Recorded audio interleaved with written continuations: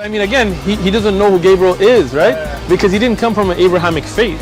The people of Mecca were pagan. Quran is mentioned, if this book was from other than God, they would have found in it many contradictions. If a book is without contradictions, that has no bearing on whether it comes from God or not. I've had phone books that are inerrant, but I certainly don't think God gave them. That we believe without understanding. The brother asked a very important question, that most of the scholars say that listening to music, watching movies, and most of the television programs, they're haram. So how can we have fun? Let me tell you, brother, at the outset, that having fun is permitted in Islam as long as the fun is halal fun. That the standard narrative has holes in it. The Prophet tells us because Satan or the devil sleeps over our nostrils. Those who oversleep and not pray Fajr on time, Satan urinates in their ears. I really do think Jesus was crucified and that he really was dead and buried. He thought that he was a son of God in the sense that he was specially chosen by God. I think Jesus really did think he was going to be the Messiah, the future king of Israel. I mean, that is, after all, why they crucified him.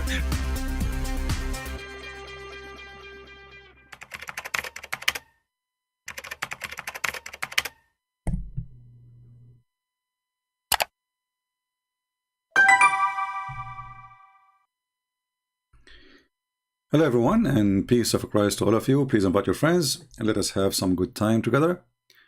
I saw somebody in the chat saying we will do one topic at a time. We always will do one topic at a time, and all of them, they end in one direction. Muhammad is a fraud. And as long as we see some Muslims in the chat, I would like to welcome them to join us and call me live on air. And I will be sure to open my Skype so all Muslims can call us. Now, for sure, we welcome those who claim to have knowledge, but sadly, those who claim to have knowledge, they are potatoes and they don't dare to call me. As an example, you will see a Muslim make a response to me. 1,000 lies, 2,000 lies, 5,000 lies of a Christian prince, but none of those little boys dare to call me for a second and quote one lie for me, because simply they knew that they are no match. So our Skype is open. And if there is any Muhammadan would like to call us, please feel free. There's millions of videos, articles, speeches about the amazing Prophet Muhammad. He is the trustworthy. He is the trustworthy. But how? We don't understand. Muhammad is the most amazing. How? We don't understand. Muhammad is a prophet. How? Nobody understand.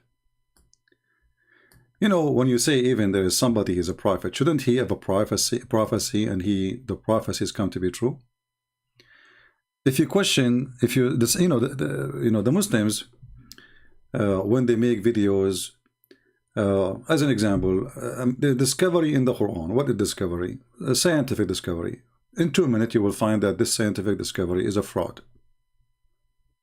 And that is telling us a lot about this religion. Because if this religion is from God, why the followers of this God, they lie about their prophet?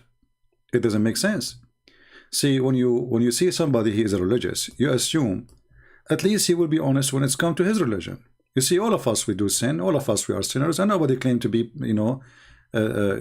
for us as a Christian at least, nobody claimed to be the good person, because only God is good, and the Bible confirmed that.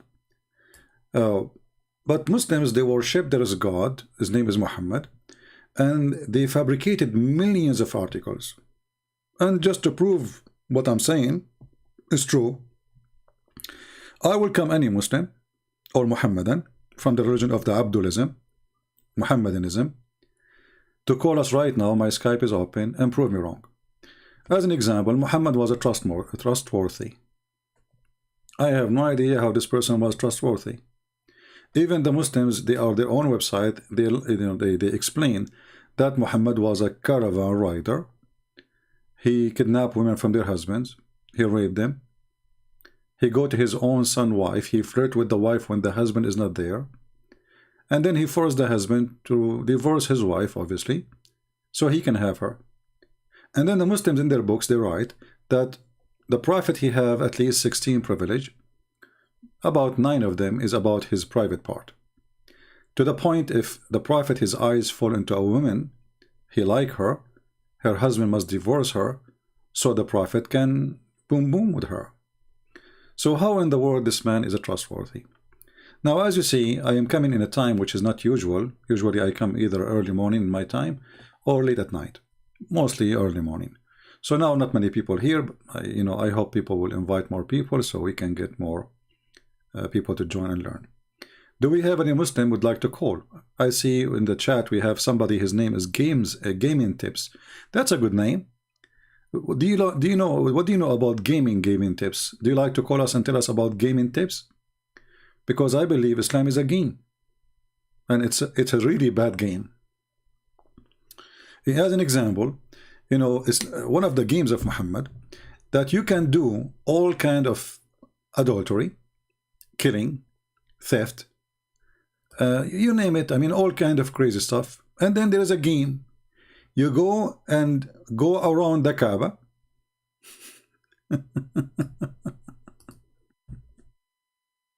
7 times.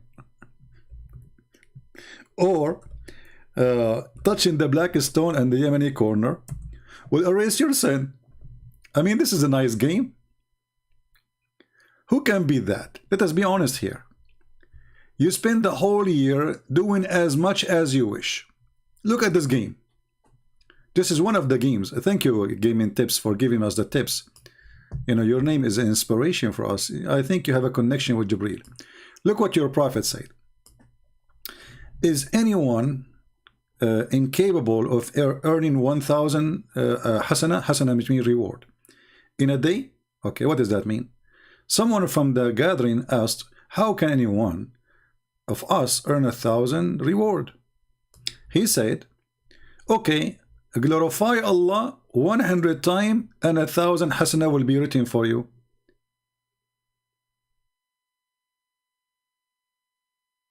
And the 1,000 reward will wipe 1,000 sin you did.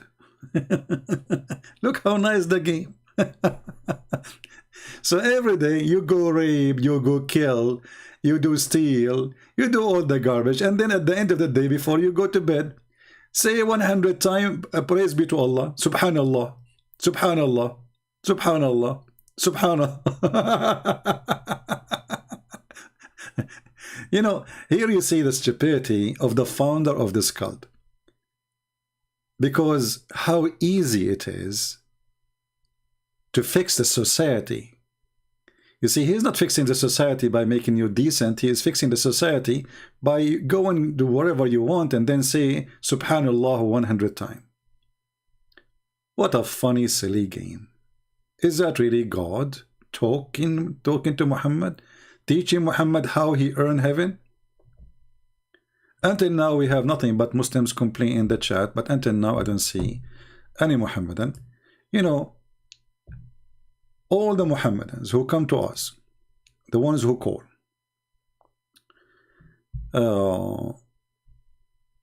they complain, as an example, about Christian Prince. They say Christian Prince is lying. Okay, how Christian Prince is lying? Just to show you the drama of this religion. I will give you an example.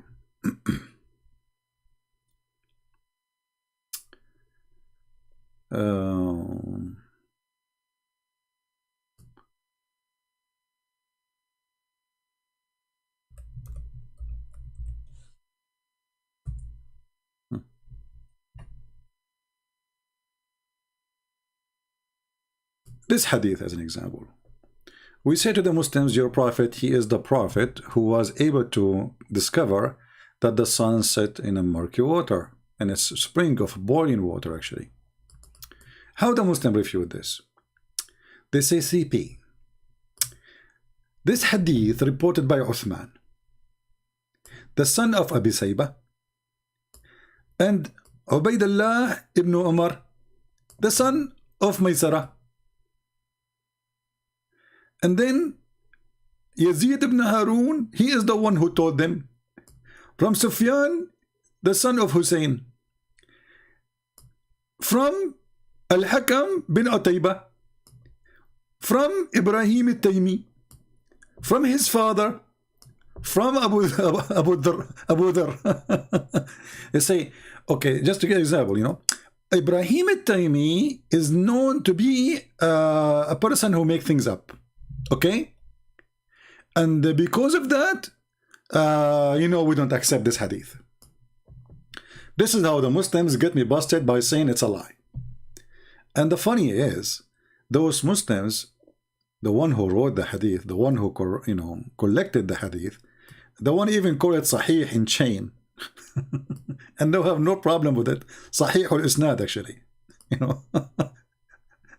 Nobody have a problem with it.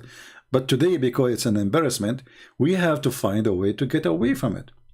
So what we will do, what the Muslims trying to say to us, that Muslims are a bunch of liars.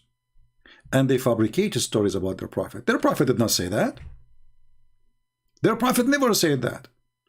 But there is some Muslims, brother, who they are really evil, brother. They fabricate stories, brother, about the prophet, alhamdulillah. My friend Tundra, focus with us. Do you see us talking about Baha'i and Druze? Who care about those things? For Baha'i is not a religion. Baha'i is a collection of stupidity.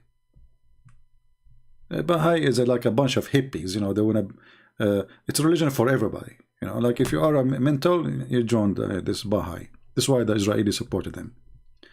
And the Druze.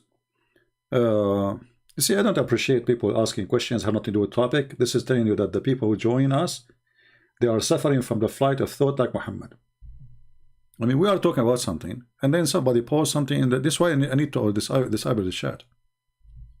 Focus, focus. But as long as you ask me, I will answer you this time.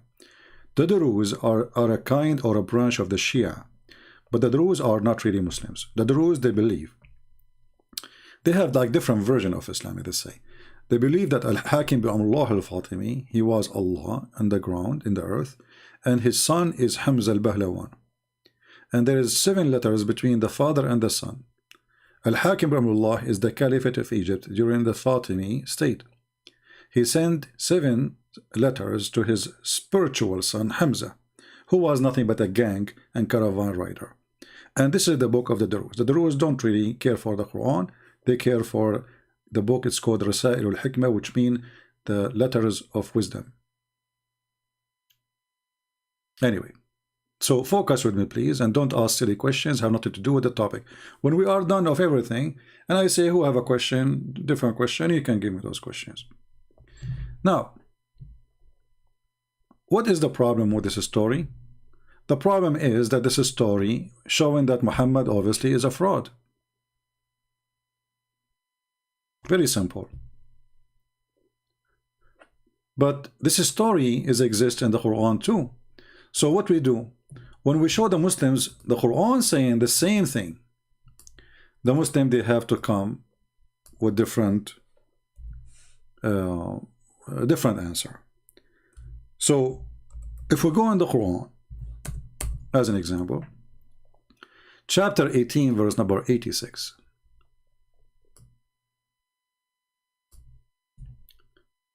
Chapter 18, verse number 86, where it says that the sun set in a murky water, and who founded Zulqarnain? The Muslim here, they start getting their imagination to fix it. They say, this is from the perception of Zulqarnain. It's not Allah who saying that the sun set in murky water. But read with me carefully. Do you see anywhere it says what the Muslims are saying to us? Do you see where it says that this is how it's appeared to him? Did Allah say the word it appeared to Zulqarnain this way? No, this is Allah is talking. This is not Zulqarnain. So this person, he kept going until he found where the sun set. He found it setting in a spring of black muddy.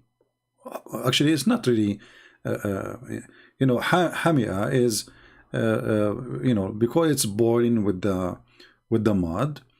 So it is muddy and like, you know, you see those what they call it, like if you have a volcano, you will see like a gray water coming, boiling, or very hot. So this is what the water we are talking about. So the one is talking here is not even Zulqarnain. It is Allah. And you will notice here many mistakes in one phrase. Until when he reached the sitting place of the sun. What is that?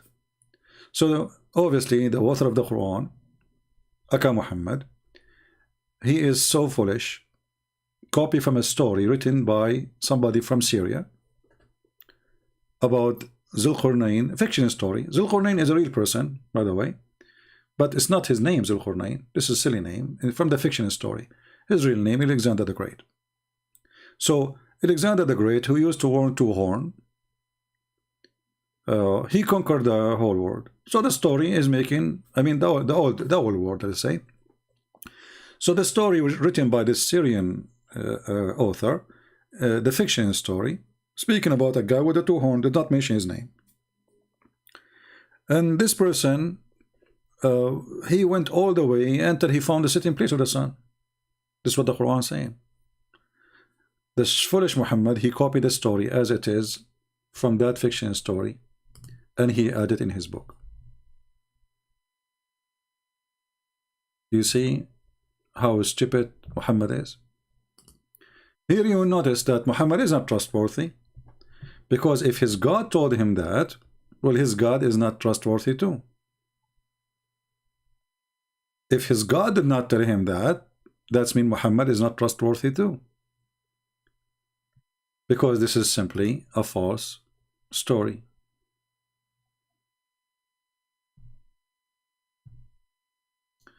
I want a link for you to debate. He want a link for me to debate. Let us call this guy.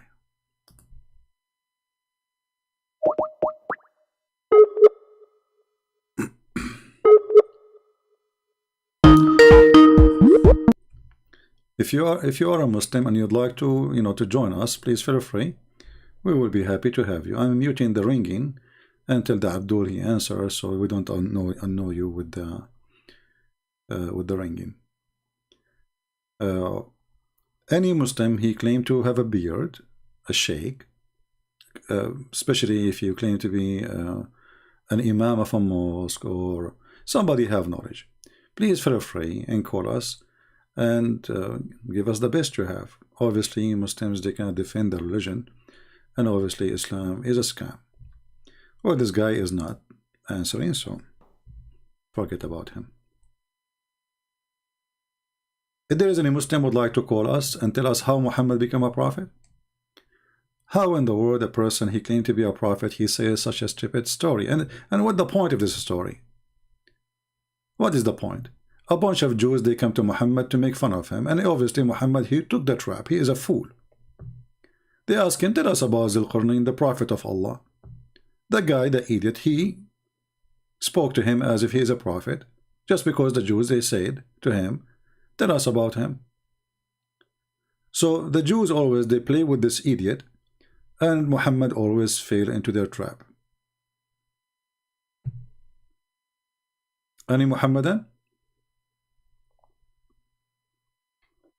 Do we have any brave Muslim would like to call us and tell us how Muhammad is a prophet? How Muhammad is trustworthy? How Muhammad can be listened to? Is Muhammad mentally ill? Well, there is many proofs that Muhammad is mentally ill. And again, the Muslim, they will say to you, you will find a million videos made to refute Christian Prince. And by the way, Christian Prince never respond. so what I'm doing here every day?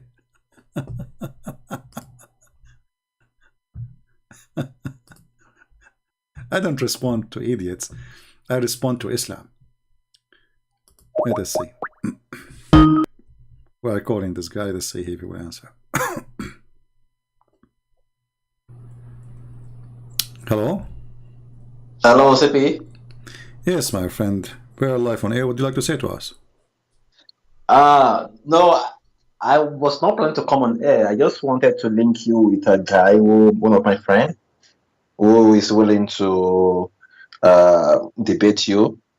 Your friend will debate me? Yeah, he said he want to debate you because I told him about you and I showed him your video and he was confident that you want. Is he next to you or was your friend? No, he is back home in Nigeria and I'm in Canada, so I have to talk to him and fix it. My friend, if you like, you can text him and he can join us. Thank you for calling. All right. All right, thank you. Yeah.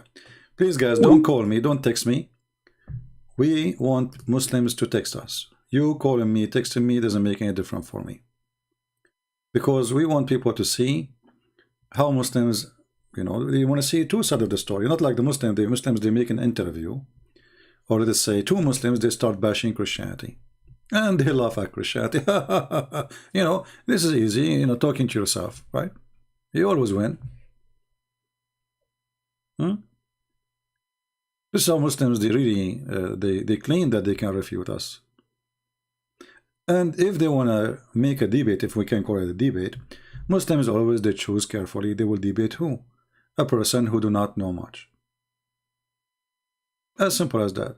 Because the maximum he says something, we will say to him, you do not know Arabic, you do not know the meaning. Here we go. Right? When Mimi Hijab, our sister Mimi, she was debating David Wood. David Wood, he says, your God, Allah have two hands. Mimi, he said to him, who said so? I know this is coming. You don't speak Hebrew, you don't speak Arabic. That's it. The problem solved. So, Muslims, always they play the game of mockery to avoid the question. And they play the game of you don't speak Arabic to avoid answering too. With me, those things, both of them, they don't work. Because you do mockery, I will whip the floor with your face. You want to speak Arabic? I am an Arab. You want to speak about knowledge? Try me. So who is a Muslim who dare? You see, I'm not David Wood with the blue eyes you can lie to and I don't know what to say to you. This is why no, they don't dare. I mean, all those Muslims, they claim they can refute me. I saw before I start somebody saying EF Dawa. I don't know why they even call themselves F Dawa. That's a good name, F Dawa. They claim they can, you know, okay, give me the Skype, I will call them right now. Give me the F Dawa Skype, let them text me, I will call them right now. They can go on their channel. Fair? Is that fair, guys? So all those kids, like this F Dawa, they said that when the word in the Quran says as-sulb mean the male member. I never heard of somebody saying such a stupid thing, that as-sulb is a male member. They were talking about, you know, I didn't watch their video, but somebody sent me a video of them. It was funny, stupid, like them. So the guy who is supposedly an expert, he says, if you open a dictionary, okay, let us open dictionary. Why you don't open dictionary to people so they can see in the dictionary you are talking about, so people will laugh at you?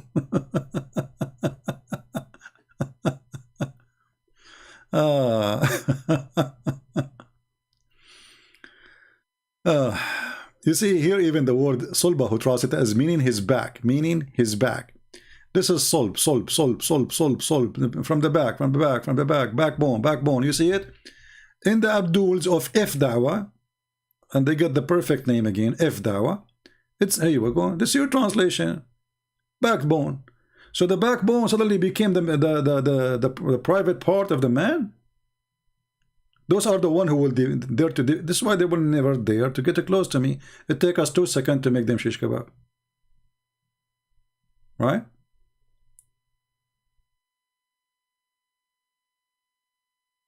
I mean, what is that? They got the name for, you know, they chose the perfect name, If Dawa. What is that? You know,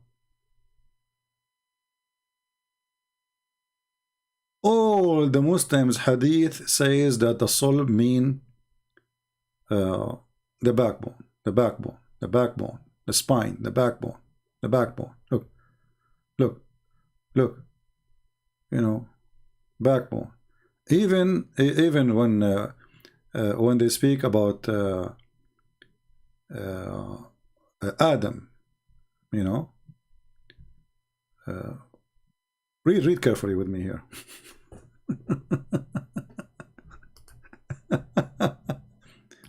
God made the covenant from Adam back. He made the covenant. And here in translation it says, from his loins, all of his offspring. What loins?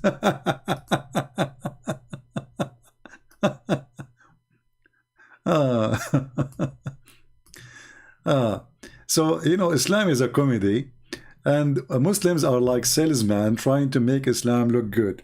You go to a car dealer, he will sell you a piece of trash, and he will do his best to make you believe that this is the best car ever in the world. You know, you need to buy it. This car, if you go now for 5 minutes, you come back, you will not find it. Okay.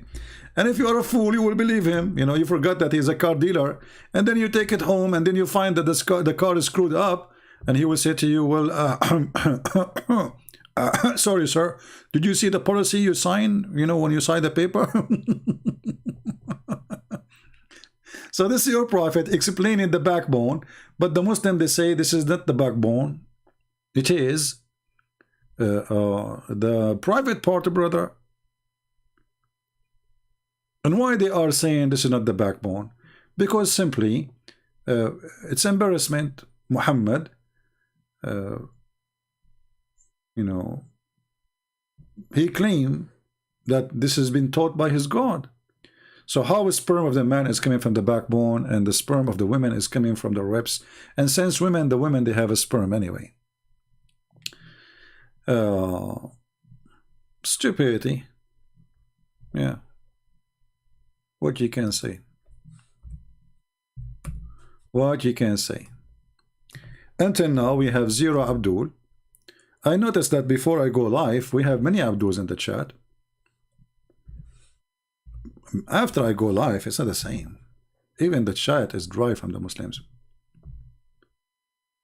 Huh? Any Abdul?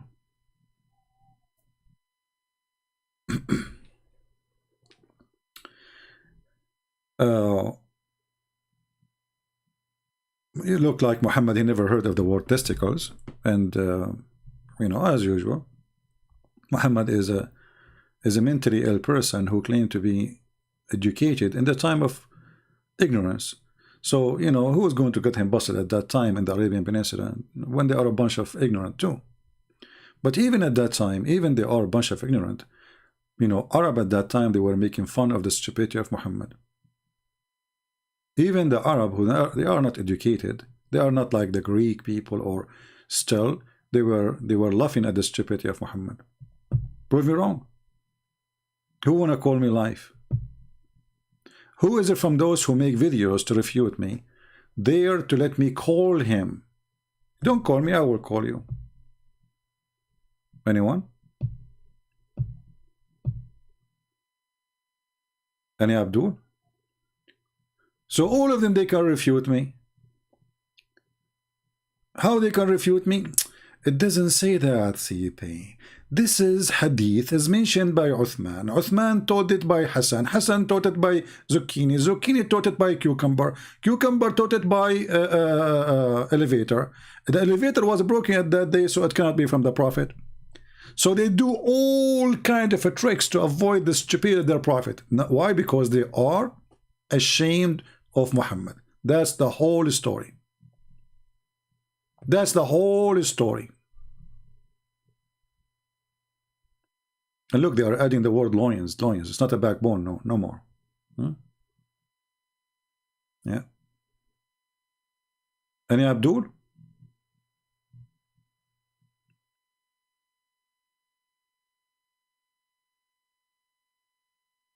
Anyone?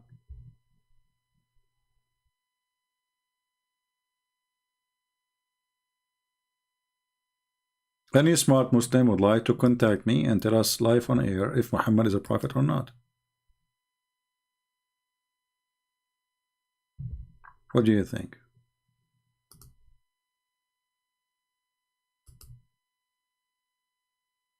Anyone? Look like there's no more proud Muslims, sadly. They don't want to be proud. What I can do?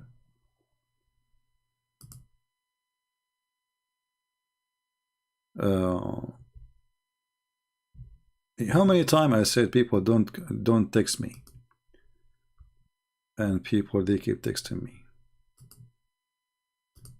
Especially if you are a female, go and text a female like you. Do we have any Abdul?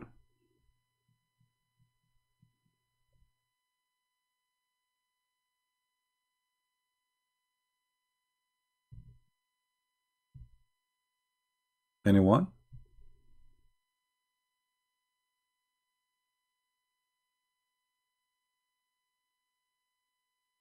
Any half one?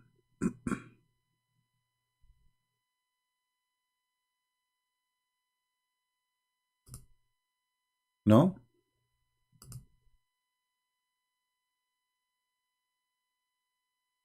Okay, any quarter Muslim?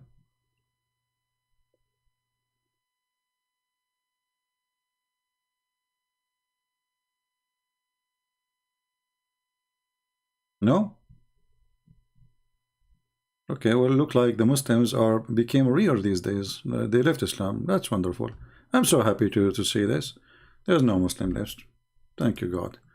You know, Muslims, they've been saved, and now they are joining Christianity, and they are not proud about their prophet no more. So all those videos in YouTube are a scam. This is the truth. You know? The trustworthy prophet, the amazing prophet, the intelligent prophet. Just to show you how intelligent Muhammad is. Just an example.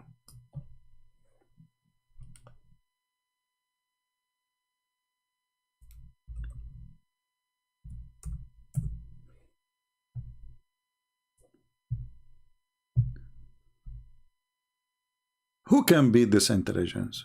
Nobody. According to the smartest prophet ever in earth, that if you have orgasm first, the baby will be a boy and will look like you. If the women have orgasm first, the baby will be a girl, will look like her. Who can beat that? To be honest with you, nobody. Come on. We have a person, his name is Wasim Ali, and he is calling me coward princess. Well, Wasim, what about you give me your Skype and let us see who is the coward? Is that fair, guys? As long you see, we allow even Muslims to post comment calling me names.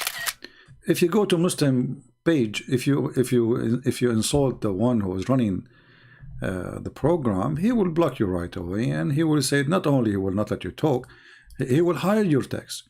So why you don't call me? Let us see who is the princess and the coward. What say you?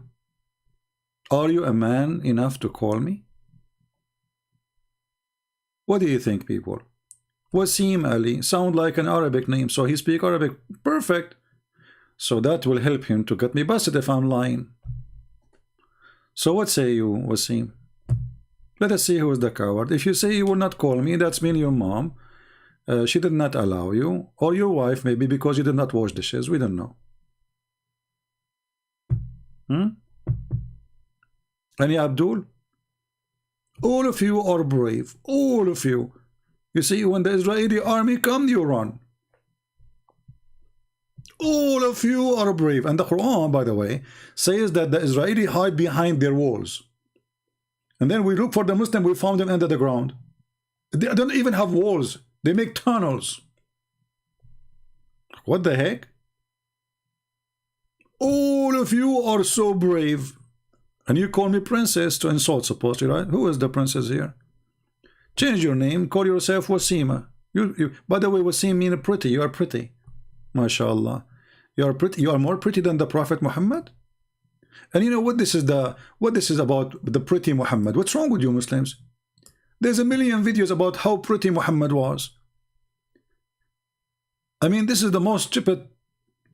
Have you ever seen one Christian making videos about how good looking Jesus was? I mean, who care? Are we talking about, is that a fashion show?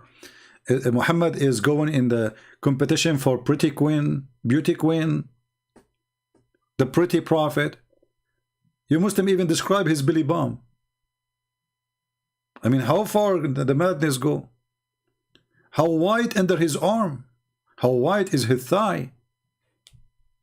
How wide his face? The white man worshippers. Was Muhammad really so pretty? Do you think he was so pretty? So do you think that Allah will not send anyone to be a messenger unless he is so pretty? And then we check, we find that Muhammad, the pretty Muhammad, sorry, I cannot say Muhammad alone. From now on, we will not say Muhammad sallallahu alaihi wasallam. We will say prophet, beauty queen. Even the angels who came to Muhammad, he was so pretty too. There's a boyfriend of Muhammad, he slept with his wife before him, the one who they raped first. Among the captive was Safiya. First she was given to Dahil Kalbi. Okay, who is Dahil Kalbi? This is the same guy who Jibreel came in his look. Okay, why Jibreel came in the look of Dahil Kalbi? Because he's so pretty. Read carefully. The angel Jibreel, brother, he come to the nearest resemblance, you know, of Dahil Kalbi. This is translation, not my translation.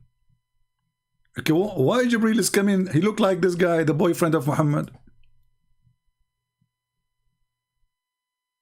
So now we have two Dahil Kalbi in town. Which one is the one? Like you go now in the town, you will find like 100,000 Santa Claus. Okay, but which one is the real one? This is the same in Islam now. So we have Dahil Kalbi, the real person. We have Dahil Kalbi, the angel.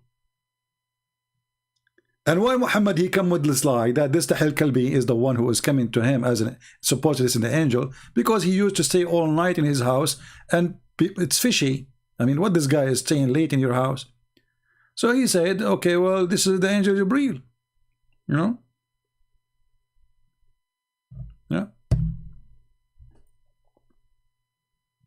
Dahil Kalbi.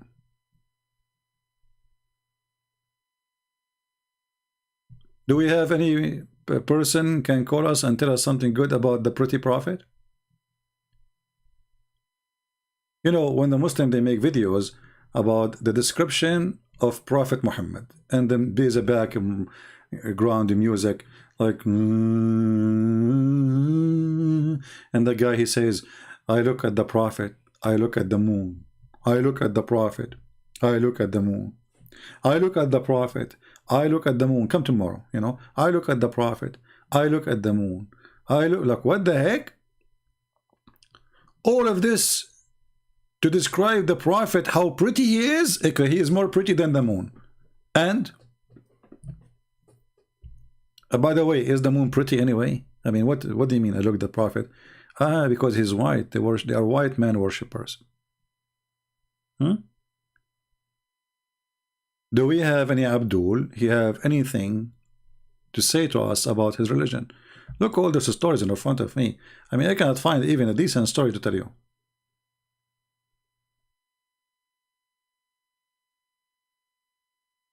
But the most funny story happened like 10 days ago is when Mimi Hijab, he recited verses from the Quran, and he supposedly, this guy, what's his name? Patterson, he said to him, I don't understand why you are chanting Quran in Arabic.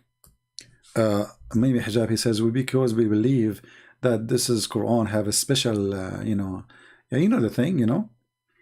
The coward Mimi Hijab, he did not tell him that the same chapter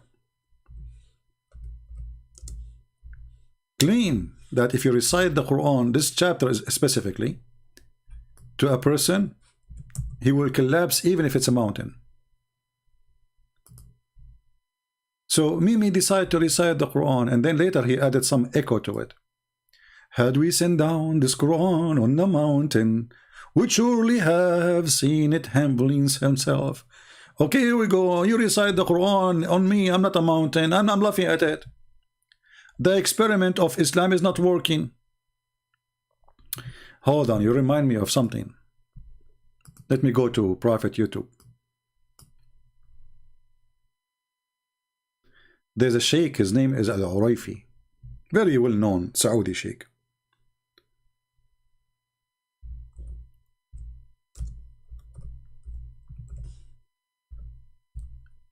This guy, they invited him, I think it was to France.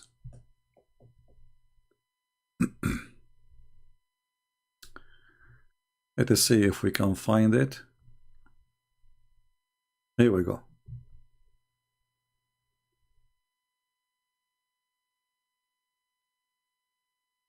Let us see if this is the one. So this guy, this sheikh, he said, if there is any foreigner here don't speak Arabic, there's a French guy, he does not know Arabic, he is not a Muslim. So they want to prove to people that when you recite the Quran, by nature you will choose the real Quran, you know, because the Quran is amazing.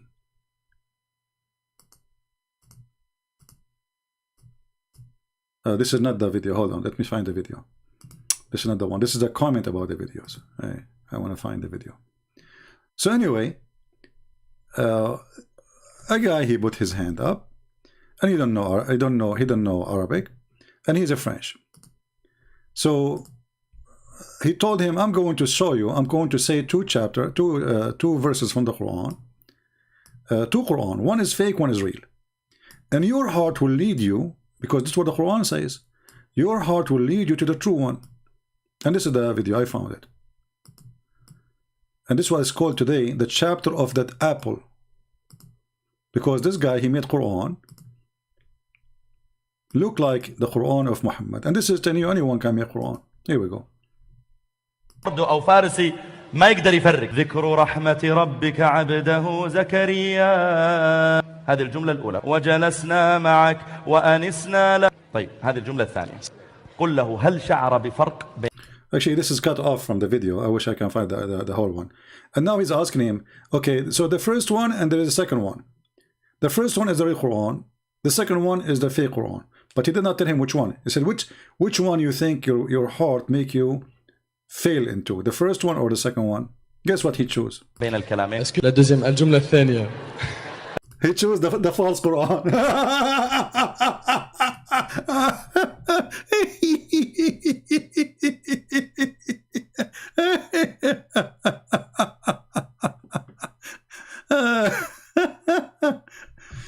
Shadows, don't choose bad, you know, don't force me to block you. Why are you all calling them filthy? Supposedly you are the clean. You know, everybody, you know, we are here to help the Muslims, not to call them filthy, my friend. If somebody is a filthy, is a filthy. All right? When somebody do something filthy, then you call him filthy. They don't say, any filthy Abdul. So here a great example of the stupidity of Islam. The Quran says, you know, this Quran, anyone, even the genie converted to Islam when they listen to it. So what the Muslims they do, they bring a guys, he have a nice voice and he start singing. And because you are a foreigner, you do not know what he's singing, you might like it. You know, the same as you see people like in Indian songs. You know, people shaking their heads, and you know, you watch an Indian movie, from the middle of nowhere you will find like 10,000 women and men, they are dancing. How, where, who care, you know? And you might like it, right? But maybe if you know the words, you will not like it, because words can make a difference. The same as many songs in English. There's many people, they repeat English words, but it's nothing but the F word, the S, she, ish, it word, you know, those filthy Arabic music. There's many kids in the Middle East, they recite them, they like them, you know, they love them. But in reality, they are very filthy, you know. So what is important, what is the word mean? Not this, the voice of a chanting person. Give the same Quran for somebody have a bad voice. You will see the same Quran sounds so stupid. Even you do not know Arabic. Just seeing the voice, you know. If you give a newspaper for someone have a nice voice, even if he is reading a newspaper, you will enjoy it. Because his voice is nice. It's not the words he's reciting, right? But they try to fool you, and they bring you, like, you will see all the record of the Quran is done by people who have a very nice voice. Okay, Muslim, if the Quran is amazing, why you need somebody have a nice voice to make the Quran sound nice? Any one of you. Actually, let us make competition. Who is a Muslim can call us right now and recite the Quran for us? What do you think, guys? We offer the Muslim. What is this guy? What's his name? Wasim Ali. You still alive?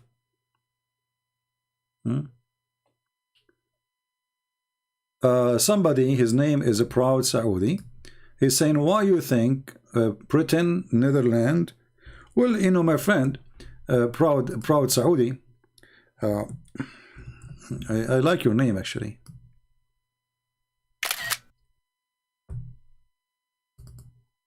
أولاد البيارة. Look what Mr. Proud Saudi is saying. Why do you think Britain, Netherlands, Europe turned into atheism? My friend, as I know, our churches is full, and as I know, if this is the logic you are using, then why Al Jazeera TV, which is coming from the border country next to you, saying 16,000 Muslims live in Islam a day? I will go with your logic. So if Christianity is fake, and this is the reason, well, that means Islam is fake. Even your prophet said that Islam start as a small religion, will end as a small religion. So I will use your logic. If the religion is fake, people will leave from it, correct? The day Muhammad he died, tens of thousands of Muslims left Islam. Is that correct?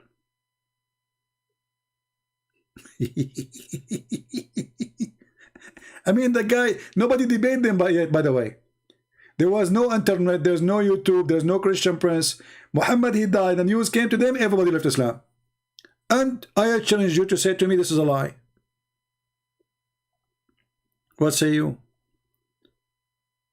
Secondly, what I see is the opposite. Muslims are leaving Islam left and right. Go and watch Mimi Hijab. He asked people for donation, saying last year 176 people, 1,000 people left Islam. We are the only one who can defend the brother. So they are asking for donation to defend Islam, and people in Europe, they became atheist. Yeah. You can make a wish.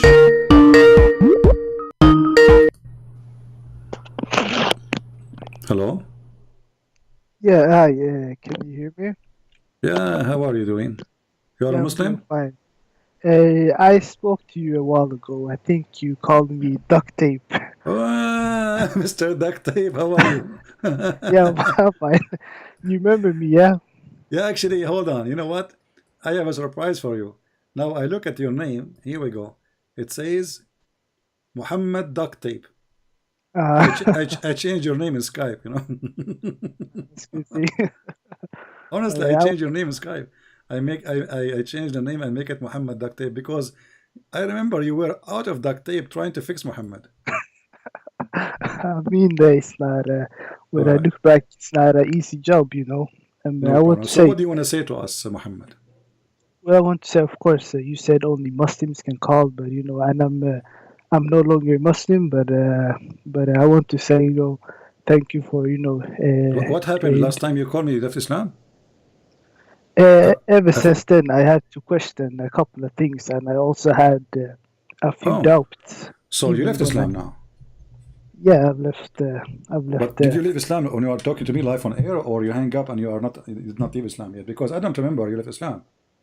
After I talked to you, I had to do some thinking. After you talked to me and you became out of the duct tape, you know, there's no more duct tape can fix it, so you decided to leave Islam. That's a good thing. Well, even before that, I had a few doubts, but I was still trying my best to defend it. So one of the reasons I called you is to see how the defense would do, for example, to someone who can, you know, criticize. And, you know, after seeing criticism and from someone like you that's not afraid to criticize, I've come to the conclusion that I still respect Muslims, but me personally, I can't, you know, there's too many, like, problems, you know, for this to make sense. Yeah. Well, it's not only about making sense. I mean, Islam is stupid in every aspect. Even the definition of God in Islam is a stupid definition. You know, when we ask Muslims who is Allah, they don't know. All what they know, they say the Creator. But the Quran says Allah is the best of the creators. So if Allah is the Creator, and then we find in the Quran that Jesus can create from the mother bird, right? And the Quran confirmed that Allah is the best of the creators. So how in one hand you say that you are a monotheism religion and you believe in one God, and then in the other hand your Quran saying that Allah is the best of the creators, and then the Muslim, they try to duct tape, as you used to do with me, you know. They say you say CP. If somebody make a bicycle, didn't that make him a creator? No, creator is somebody he can create. It's not somebody he made something. Some like if I make a car, I'm not creating a car. You know, the steel is there. I mean, the iron is there. All what I did, I just use what is around me to invent something new. But the reality is the creator is someone who can he can give life. Even the Quran says that how you can worship somebody, he cannot even create a fly. So the Quran put a definition for creation. The one who can create a fly is the one is worthy of worship. The question is, can Allah create a fly? Nobody can prove that. And the proof that Allah cannot create a fly, Allah himself do not remember which one he created first. As an example, if I am the one who created the earth and the heaven, shouldn't I remember if I created the mountains first before the stars? At least you should know that. Yeah, so he cannot even repeat the same story twice. This is what happened. So you see, I can make a Quran right now claiming to be I'm God, and I can repeat the same story twice without making a stupid contradiction. But this God is so silly, so stupid to the point he cannot even go in order of his creation. Yeah, well, you know, it's just, and there's even more problematic than what you just mentioned. This is just, you know, the you know, the small problems. You know, I was going to block you, by the way, because you gave me a headache. Honestly, you gave me a headache with your duct tape, you know, because whatever I say to you, you try to duct tape it, you know. That's why I came with this name. But I'm surprised now you are calling me and you decide to leave Islam. So what do you think about becoming Christian then? To be honest, you know, I respect Christians very much, especially like you, and but at the same time, I don't think. I think a lot of the problems I had with Islam, I think some of them also is in Christianity. Like what? Give me one. Just maybe we can help. Well, for example, Christianity, just like Islam, you know, it points a lot of things such as sinful. For example, when a man and a girl, and you know, a man, their boyfriend, girlfriend, if you're not married, if you're not this, that, it's sinful. It likes to say a lot of natural things are sinful, to condemn the human life. Let me go with you. You see, if a woman she slept with 10,000 men, is it going to make a difference for her after that to have 10,000 men in one? So what is love mean? What is relationship mean? What is special between me and this woman is? If I'm going to sleep with everybody and she will sleep with everybody. So if every few weeks she will have a new guy who says to her, I love you, she said to him, I love you in the bed. Then 2 weeks after, they leave each other and then they have a new partner. What is this is what life is about? I mean, what the point of all of this? If this is bad, if this is bad, actually this is destroying the society in the West. Single child, single mother, single single parents, and then the child grow and there is no father. He don't even know maybe his father was, you know, the same as Muslim countries like Muhammad. He was born 4 years after his father's death, and look what happened. He was born 4 years after his father's death, so his mother was single mother, and Muhammad was very, you know, nobody cared for him, even to the point they were throwing him out from a house to a house. So. And the healthy family, you know, you need to be, you don't, you know, what people today is selfish. Everybody want to just have fun, but nobody want to have any responsibility. Relationship is not meant, is not, we are not cats, my friend. We are not dogs, you know, we are human, right? Yeah, I agree with you. You know, you should have. That will hurt even the feeling. That will hurt the feeling of the women and the man. You will live in drama all your life. You sleep with this woman, okay, now 9 months after she have a baby, and now you left her. This is a disaster. What you accomplish really? Well, the thing is, you just made a broken family. Well, it can happen, but it can happen even to a Christian married, even Muslim married couple that the children is the parents are selfish, and that's selfishness is. Yeah, but here you are doing it on purpose. You are going in the intention of your relationship is to use each other. It's just it's using each other. That's all. You need a woman. She need a man. Let us go to bed, and then what? And then after some time, a woman, she slept with 1,000 men. How many images she have in her head, even when you are sleeping with her? Or the same for you. How many women you remember you slept with when you are sleeping with this woman? So this is all is not healthy, and this is not a human. The purpose of sex, as we believe, it is to create a family, and so a human being will not hesitate to have sex because there is a joy. So God, He made the joy to give motivation to the women and the men to do the relationship, but it should be for a reason. Can I ask you personally? Do you think that humans need God to have morality? To have what? Morality. I don't understand. What do you mean? If do you need God to believe in God to have morality? Here we go. You just told me.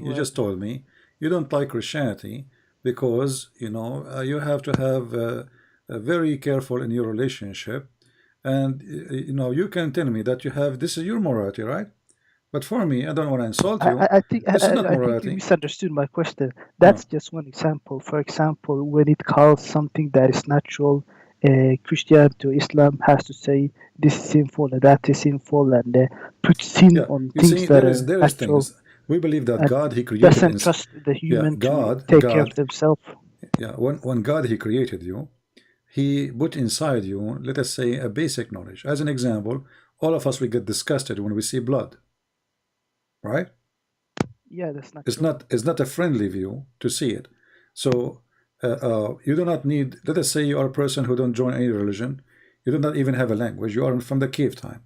But when you see a human being even slaughtered in front of you, this is not a pleasant something to see, right? So, but if you do make it a usual thing, it's going to be unpleasant first time, second time, third time, and then after that is going to be normal. So God created us with how to know what is pleasant and what is not. And then what we do, we kill what God gave us, and we keep going in our deception. So when you steal, you know that this is not right, even if there's no religion. You know that's not yours, right? So you are acting like an animal. Two animals, fighting over something. You will see a male cat is kidnapping the baby cats from the mother, and he eat them. Okay. For example, but that make us go back to the animals. We are like animals. We are not the human no more. So God, He gave you a kind of moral. You are born with it, but not religion. Not religion. No.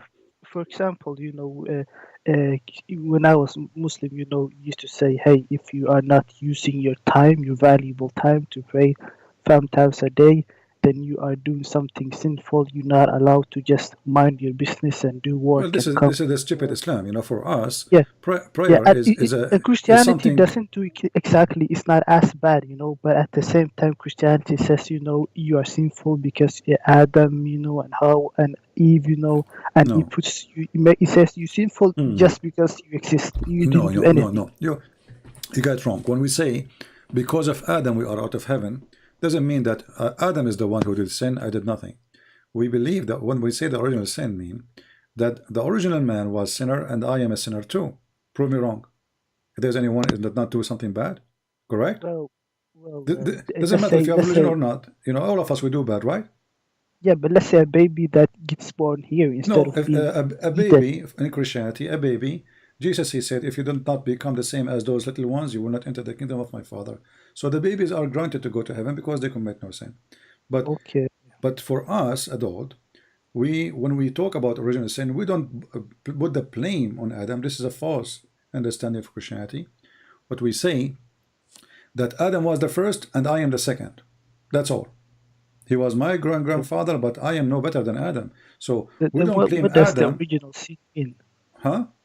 The original sin. Then what is this concept? This is the original sin. Original sin that Adam, because of Adam, went out of heaven, but we are no better than Adam. We follow. Okay. Yeah, we follow Adam's steps in being sinners. So the original sin doesn't mean we are blaming Adam for all the sin we have. We are blaming Adam for the first sin, and the rest of the sin is ours. And it doesn't matter really who do the first and the second. Sin is sin. You know, if you do sin before, like you are first and then I second, in the eye of God, both of you are sinners. Doesn't matter who did it first.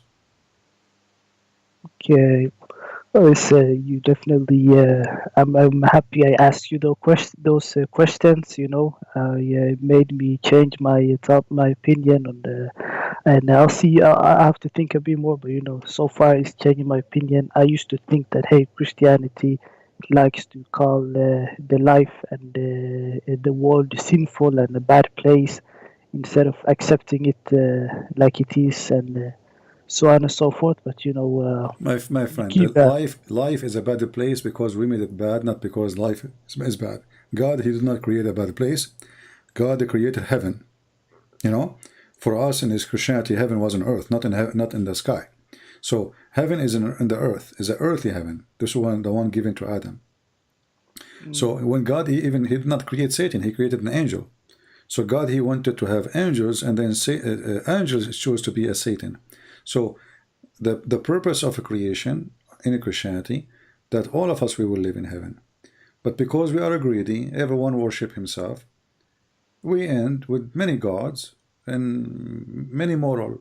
In Islam, Islam claim that it teach the best of moral, but Islam teach you can attack the neighbors and get the blonde girls as Muhammad did, and this is moral supposedly. Yeah, and Muhammad, he got. I don't know if you listened to the video 2 days ago. A Muslim, he called me and he said the reason all the women they want to sleep with Muhammad because he's famous. This is morality. Why your prophet first, made a verse? Chicken, huh? Which came first, the egg or the chicken? Why do you think he became popular? Yeah, he became popular because he's a criminal. So all the women of the criminals, they like to join the criminal in the bed. And look at the excuse.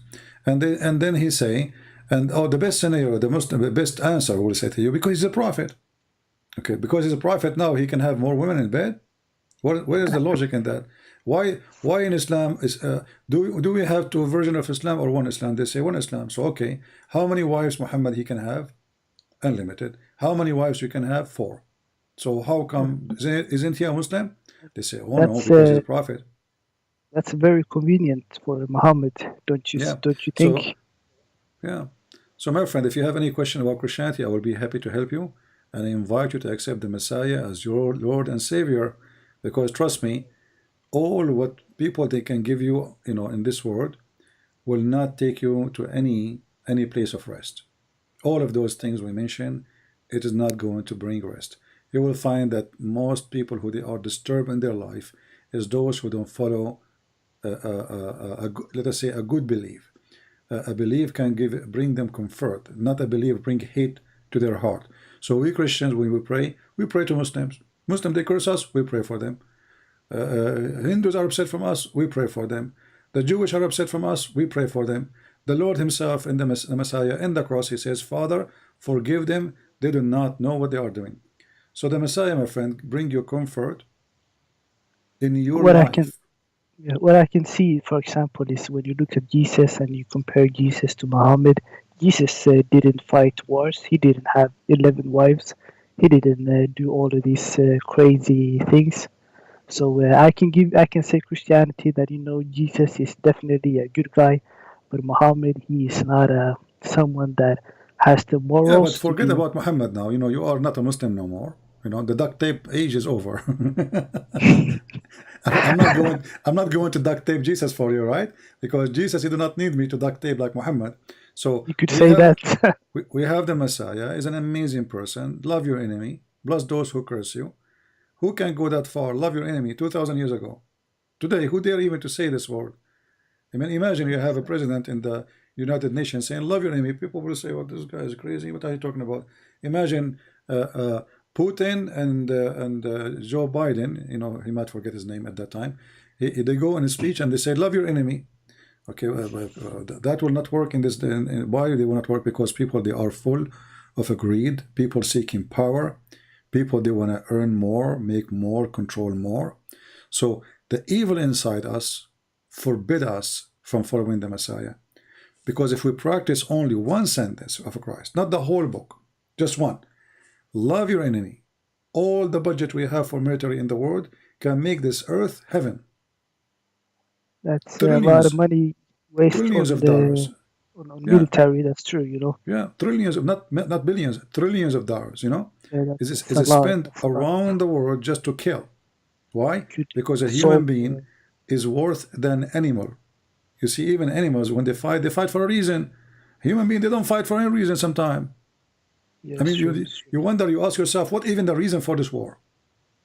That's, Russia is so big, India is so big, Pakistan is so big. What do you want? What exactly you are looking for?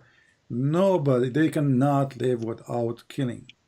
So hatred is the supreme in this earth. Hatred is the master in this earth. This is why we as a Christian, we believe that the Messiah is going to come back and he's going to save this earth from our hatred. I see. Well, well, it was a pleasure talking to you, and you know, I really appreciate it. And you know, don't be scared of criticizing ideas and religions and this and that. I'm the last one needed advice, my friend. That's why I'm happy to hear that. All right, take care, my friend. God bless you. If you want any help, you can call me.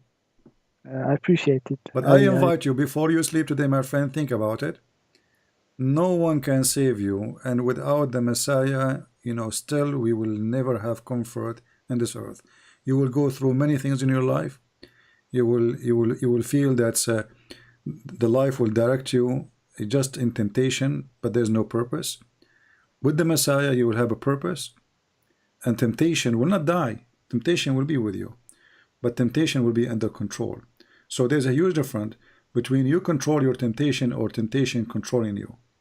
A person who lives under the control of temptation will end wherever temptation take him. I can tell you that, you know, being an atheist, and you know, believing that there's no God, you know, it feels like almost a bit lonely sometimes. You know, it's like it feels almost purposeless. I don't know if I have to get used to it, but there's something to be said about that, I can say. Well, I hope soon you will manage to rethink it again, and you will call me and you tell me that if you have a question, I will answer you, and I hope soon you will accept the Messiah as your Lord, as Savior. And I'm so happy for you anyway that you decide to leave Islam. But remember, for me as a Christian, you are not saved yet, because still you are just going with the current. Wherever the current take you, we will go. You know, because you are submissive to life, not to a purpose in your life. There is no purpose. You are just living, you know, enjoying things, food, sex, etc. But real purpose, you don't have it. And life without real purpose, it goes so fast and it dies so fast, and nobody will remember you after that. All right. I will think about it. A lot of give you something to think about at least. So yeah, thank you. All right. Thank you, my friend, for calling. Take care. Well, I'm so happy for him. You know, you remember he called me, I don't know how, a while ago. I think I see here in YouTube, sorry, in Skype. We spoke last time. I don't know, in Skype it shows last time in November 24. Really? Time don't go fast. Huh. Okay. November 24th. All right. Yeah. This is actually, because I'm looking at the Skype here. This is the first time he texted me. It's Wednesday, November 24th at 2:21, and he is saying, Salam CP, I'm a Muslim, I have this agreement with you, can I ask you my question? Yeah. So the duct tape conversation happened at that time. Time go fast. We're happy for him that he decided to leave Islam.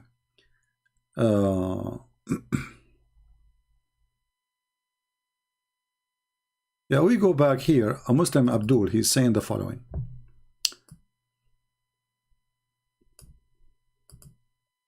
How can you write that the moon split is unscientific while Jesus turned water into a wine? I mean, this is really very... You're a genius, my friend. You know what? I don't think you're born after 9 months. I think your mother, she cooked you in the microwave. Look at the compare. How you can write that the moon split is unscientific? First of all, we don't say it is scientific or not. Who cares if it's scientific or not? The stupid Quran did not even say who split the moon. Secondly, if the moon is split, why is it split no more? Did Allah glue it again?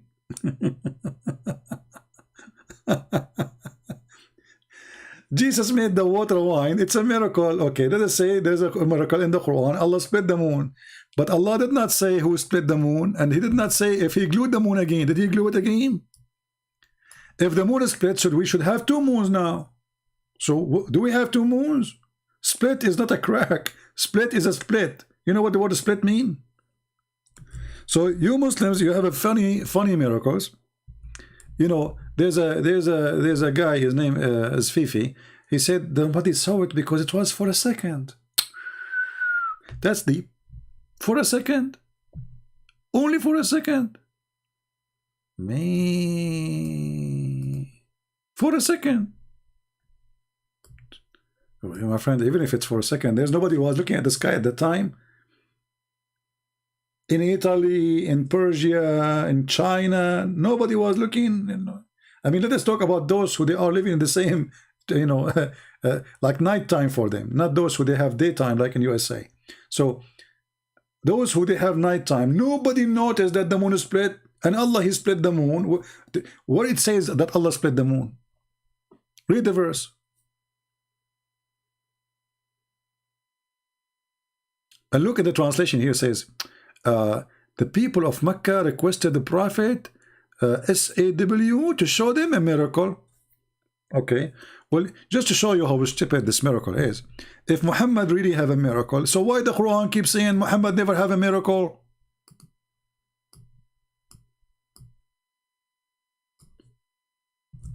Do you see the stupidity? If Muhammad, he had a miracle splitting the moon. This is a chapter 13, and it's mentioned twice in chapter 13, verse number 7. And chapter 13, by the way, is at the end of the Quran. Chapter 13 is at the end of the Quran. If we go, let us go a little bit, open Prophet Google. And we will look for Quran according to Revelation, Muslim website. According to Revelation. Yeah, because Muslims, they agree that the Muslim, they changed the revelation order. And the funny, they claim that the Quran never been changed. But all of us, we knew that the Muslim claim that the first time Quran came to Muhammad is where the angel, he said to him, read. But that is at the end of the Quran now. You see, chapter 96, it was number 1. And the Muslim, they say, we never changed the Quran. Brother, we never change the Quran, brother. Like Turkey, you know? Brother, never change the Quran. Like, look at it. The chapter of read, ALLthat, it is 96 today. It was number 1 in the Quran in time of Muhammad. So who is the one who changed it? They said to you, the Prophet, he told us to put it in order. Show me the hadith. Go ahead. And if Muhammad is God, he told him, this is the Quran. Should Muhammad change it? Did Allah make a mistake by making it number 1? So let us go and look for chapter number 13, shall we? Okay, let us look for 13. Oh boy. Look at this.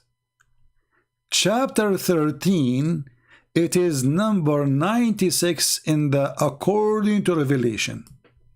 So Muhammad is almost dead. And yet Muhammad do not have any miracle. What about the chapter of the moon? The one where it says that the moon is split. Let us go back to the moon chapter.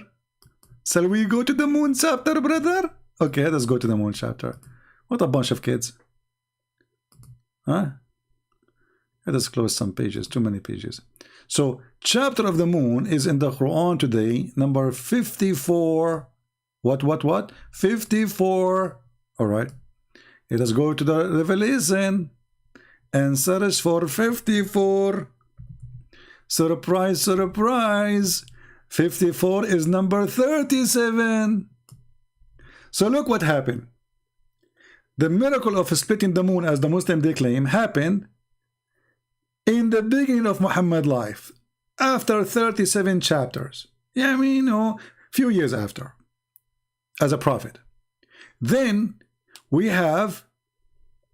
go all the way until Muhammad is almost dead. Number 96, we find the Quran saying Muhammad never received revelation. Sorry, never received a miracle.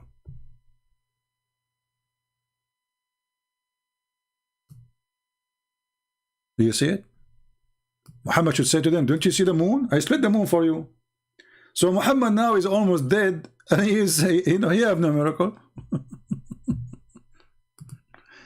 He left as a dummy, never come back as a, when the Chinese say he left as a donkey, never come back as a horse, they were talking about Muhammad. Nobody else. Who's next? See, Muslim, this is why they don't dare to call me. Our friend here, the one who called me, because this is what happened when you call Christian Prince. Our friend, Muhammad, I'm not going to call him duct tape no more.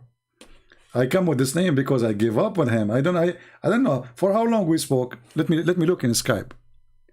For how long there was the conversation with him? I mean the last time conversation.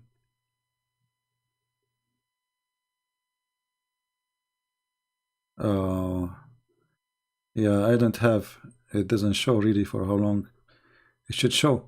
But anyway, whatever I give him, he give me, he put a duct tape, maybe and maybe and maybe, and maybe it doesn't mean that, and maybe it's so I don't know, 1 hour, 20 minutes, I'm not sure. If I remember, I can remind me.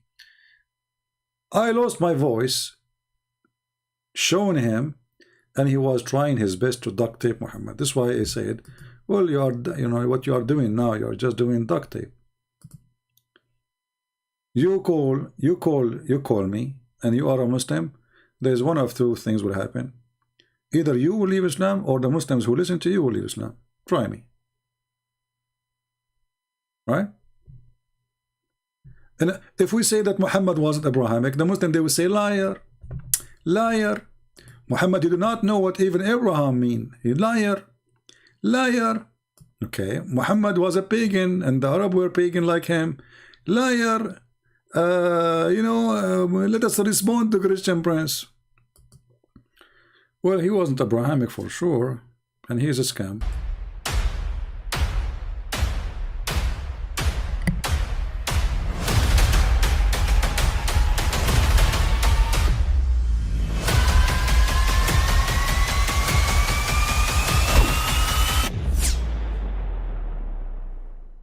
But I mean, again, he doesn't know who Gabriel is, right? Because he didn't come from an Abrahamic faith. The people of Mecca were pagan. Quran is mentioned, if this book was from other than God, they would have found in it many contradictions. If a book is without contradictions, that has no bearing on whether it comes from God or not. I've had phone books that are inerrant, but I certainly don't think God gave them. That we believe without understanding. The brother asked a very important question, that Most of the scholars say that listening to music, watching movies, and most of the television programs, they're haram. So how can we have fun? Let me tell you, brother, at the outset that having fun is permitted in Islam as long as the fun is halal fun. That the standard narrative has holes in it. The Prophet tells us because Satan or the devil sleeps over our nostrils. Those who oversleep and not pray Fajr on time, Satan urinates in their ears. I really do think Jesus was crucified and that he really was dead and buried. He thought that he was a son of God in the sense that he was specially chosen by God. I think Jesus really did think he was going to be the Messiah, the future king of Israel. I mean, that is, after all, why they crucified him.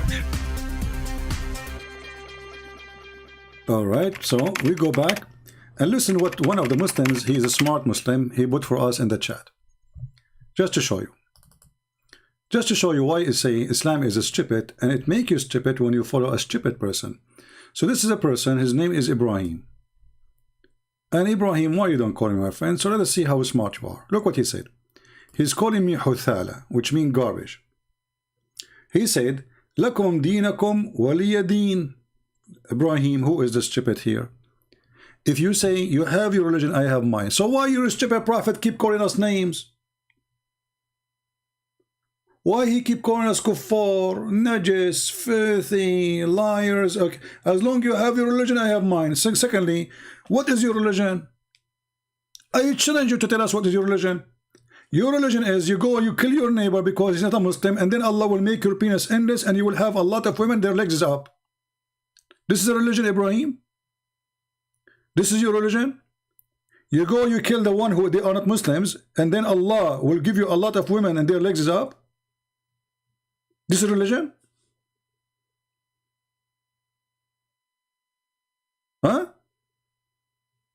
Or maybe you mean that the religion is that there is a God, if we believe in him, this God, he will give me women with big boobs. Is that a religion? So when you say, we have our religion, you have my... By the way, this chapter in the Quran is the most funny chapter.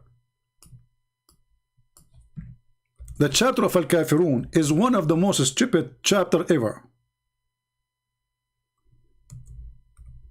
Let me show you how stupid it is.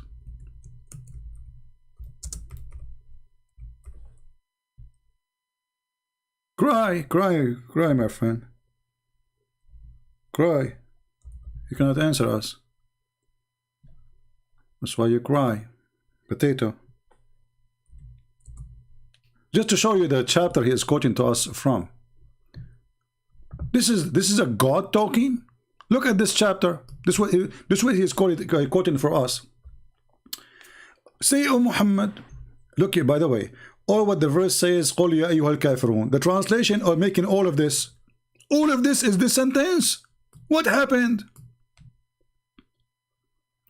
All of this in English is to translate 3 words. They are literally 3 words.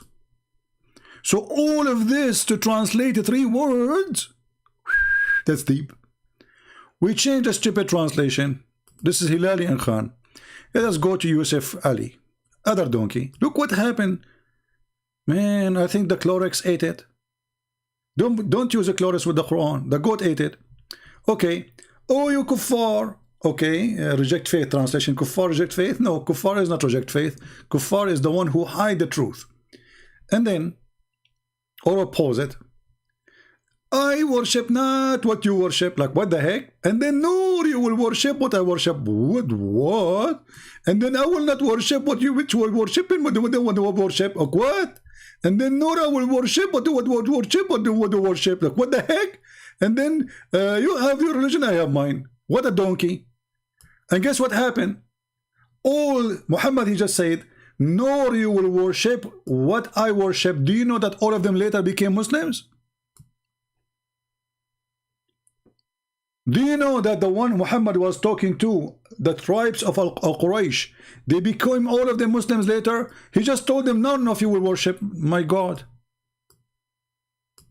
So the verse you are quoting for me, proving that Muhammad is a certified idiot.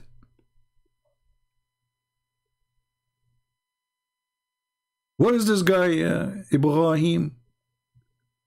إبراهيم يا إبراهيم إنك لإنسان لئيم سأضع عليك اللعنة وأعجنها بالجبنة وأصنع منها قرآن عديم إبراهيم يا إبراهيم ما أدراك ما الشيطان الرجيم. We made Quran. This is religion. You know, if I change one word, instead of saying Al-Kafirun, I worship not what you worship, I will change I worship to I eat. Okay? Any time you see the word worship, change it to the word I eat. Just to show you how stupid this religion is. So, I will take worship here, and I will use the word eat in the top of it. Capiche?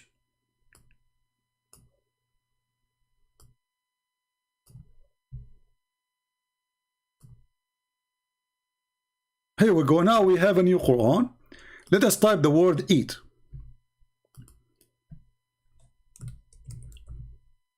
Oh, we're typing in Arabic. Let us switch the color. We make it red because Ibrahim, he liked red. This would happen to him if he did not wash dishes at home. Okay. So I will change the word worship with eat. For every word it says worship. And then you will see how stupid this book is. Brother, I eat not what you eat, nor I will eat what I eat, and I will not eat which you have been eating, nor will you eat which I ate. You have your food, I have mine. This is God talking.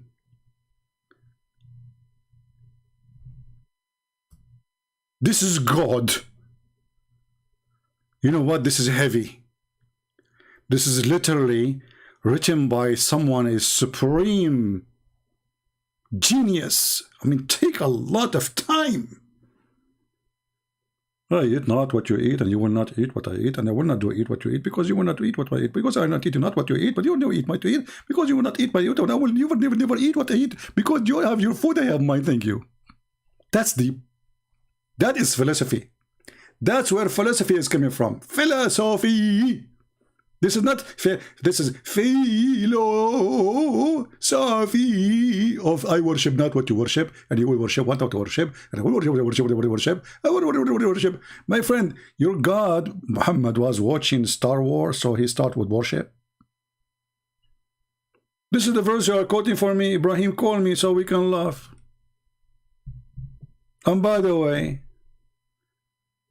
as you see, all of those he said to them, you will not worship what I worship, neither you will worship what I worship. All of them, they became Muslim, which is this chapter proving Muhammad to be a false prophet. Because he confirmed that they will never worship what he worship. Do you see why I say stupidity is amazing? No, Ibrahim is not missing. His wife, she forced him to go to the laundry room. She said to him, do you see, honey, what happened? Do you see, I told you, don't sit alone in front of the computer. Why you come to Christian Prince alone? You cannot. Honey, I posted 2 words and he made a story of it. Because he's a Christian Prince, don't you know? Don't do that. Actually, this is the reason you cannot have kids from me. Because simply it's not functioning like your prophet. Hey, by the way, Muslims, how many descendants Muhammad he have? I look in YouTube, he has millions, man.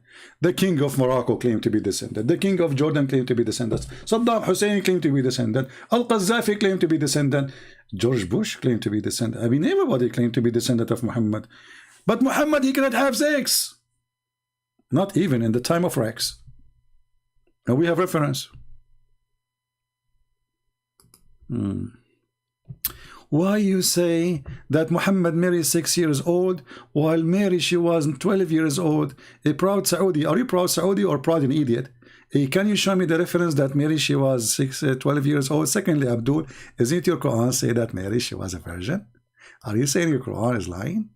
Because as you see, that Mary, she gave birth as a virgin, so there's no husband. Look like your God. Allah is stupid. He forgot that Mary, she have a husband. But you are smarter than your God. You got the point there. Hey, Saudi, proud Saudi. I want to ask you, are you sure you are not Hindu? I know, it sounds like you are trying to make me say things to expose your prophet. You sound fishy for me.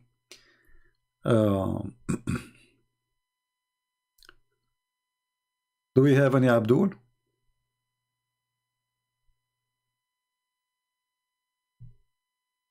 We have Ahmed here. Look how genius Ahmed is. Look, guys, the Muslims here in the chat, they are the one who can get you busted. Look at this. This is a thinker. Not thinker, the one you use for fishing. Thinker.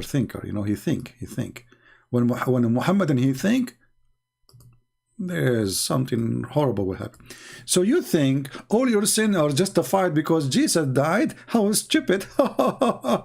Abdul, we don't believe in that. Who is the donkey he said that to you?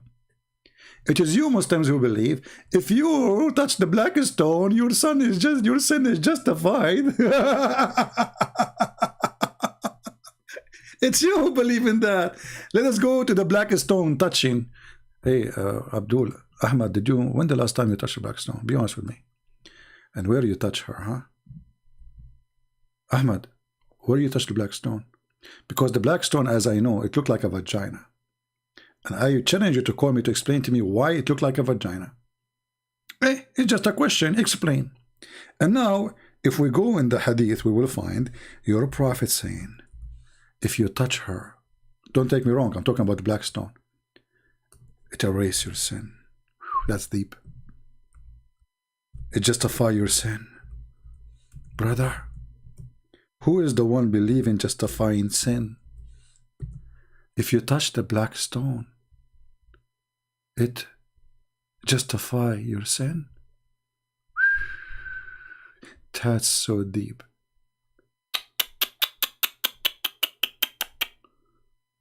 Look at this. Brother Ahmad, do you think I should go to the Kaaba and touch her? I mean the black stone? Is that why you make her wear burqa? Here we go, I just showed you. Look, Ahmad, Ahmad is making challenge. I mean, that's it. When Muhammad made a challenge, that's it. You're in trouble, brother. Ahmed, do you like to call me and you can read for us, Ahmed? Go ahead. Go ahead. Go ahead and show us where the black stone justifies sin. I got you busted, Christian Prince. You cannot show us. Hey, Abdul, it's here. Are you satisfied or you are set and fied? Read it. You touch the black stone, it justifies your sin. Your sin is whipped. That's deep. So Ahmad, me and you, brother, we are going to go to the Kaaba tomorrow. And we are going to touch her. You touch her first, and I touch her second. Or you know what? I will touch her first. Because what if the eraser is not working if you touch her after me? I want to be sure my sin is erased first. Are you there? Who want to go with me and touch her first? I mean the black stone, which is in the shape of a vagina, alhamdulillah. Ahmed, is that your prophet saying so? Now they will say to you, this hadith is da'if. It's not da'if. And even da'if is accepted, by the way. There's two corners in the Kaaba. If you touch them, brother, it erases your sin. Not even justify it. Erase them. It's gone. It's like a shampoo. Do we have any smart Abdul here? You know what? I know I'm asking for much when I say smart Abduls. I take it back. It's like mission impossible. I mean, how in the world I say such a sentence? The Muslim, they might even be offended by saying smart Abdul. Smart and Abdul. And the guy was talking about us being stupid. Why? Because he said that if Jesus died for me, justify my sin. Nowhere in Christianity it says that. You are a liar. This is new religion.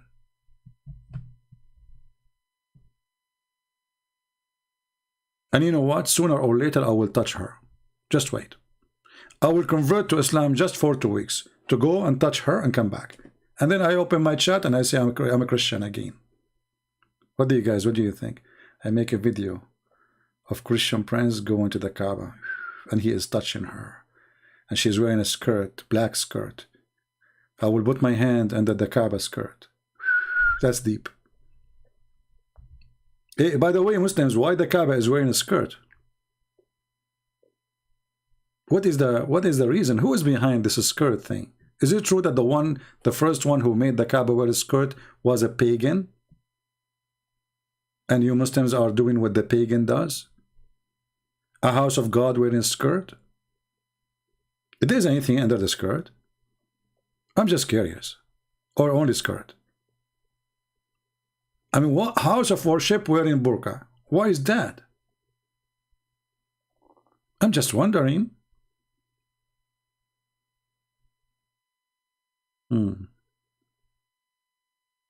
Look at them. And now after I hang up, they will say to you, this guy cannot refute this guy, and he cannot refute that guy, but none of your guys dare to call me. And the one who called me will leave Islam. Here we go. Ask Mr. Muhammad, who used to be duct tape. He is not duct tape no more. Okay, we have a Muslim maybe trying to call it. Let's see.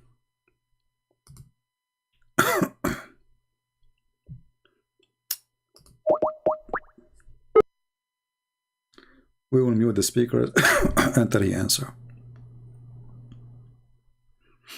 So we will not bother you with the sound. Answer, Abdul, answer. Hello? Here we go. He's playing the music for me. Rashid Muhammad playing rap music. That's deep. That's really deep. mean, you killed the show, brother. Are you going to dance for us too?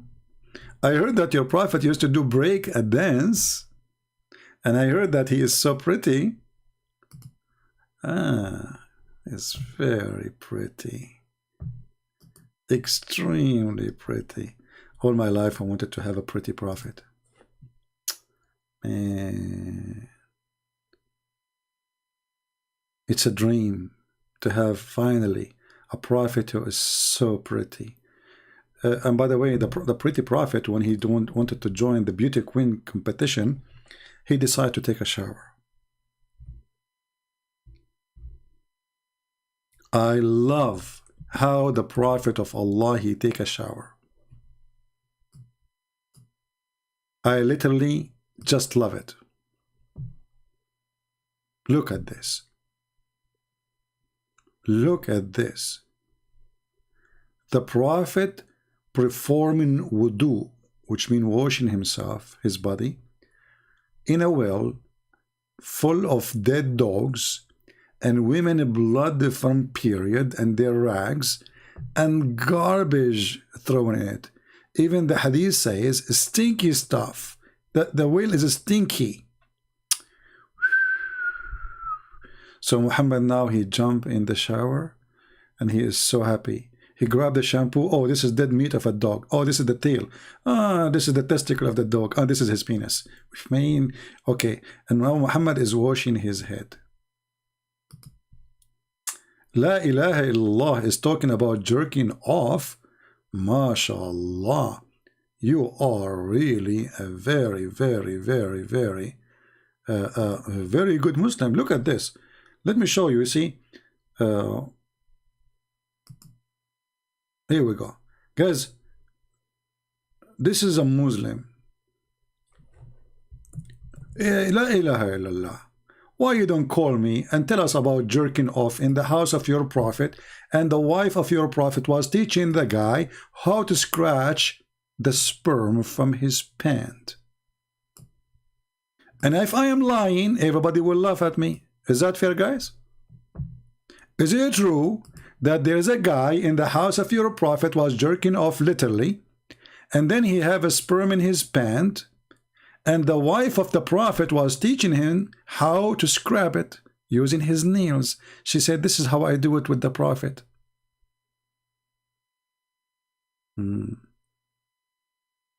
This is, thank you, you believe me. This is the beginning. You will get more. That's deep. Hey, la ilaha illallah.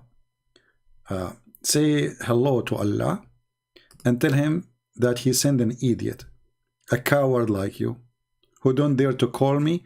He is a brave text terrorist. This is the beginning. If this is the beginning, what is the end? And secondly, Abdul, we don't worship a cross. It is you who kiss a black stone and believe that a black stone erases your sin. Mean the stone erase sin? How is that?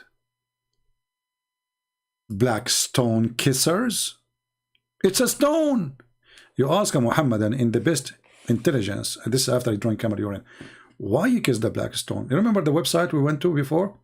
I don't know if anybody have the video. So we went to the Muslim website and we asked them. The website is like to convert people to Islam. So they have a chat. I asked them, hey brother, I have a question. Why the prophet he kissed the black stone? He said because it's holy. You know, he waited like for 3 minutes to answer me. He was thinking, maybe asking for help to answer. And then I said, why it's holy? Then he took his time again and he said, because the prophet kissed it.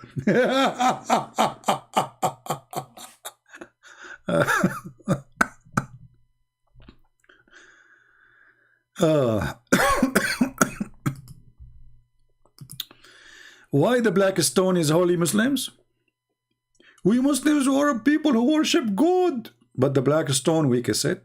The black stone erases our sin.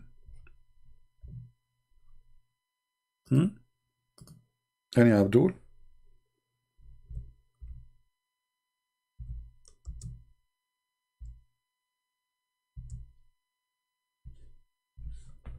Any Muhammadan?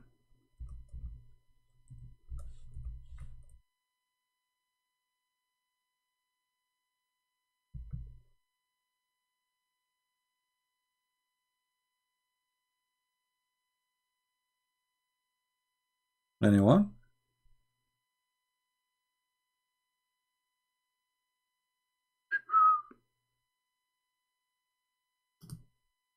How brave Muhammadan are.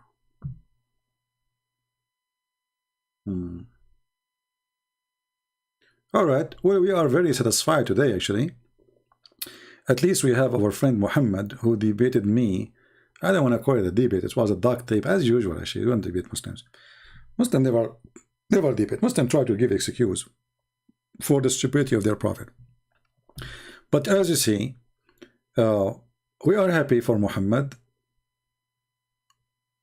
I think I hung up on him at that time, right? When I spoke to him, because I cannot take it no more. I said, okay, bye-bye. This is what I remember. You can correct me if I'm wrong. But today I'm happy that Muhammad, he left Islam and he is out of this garbage.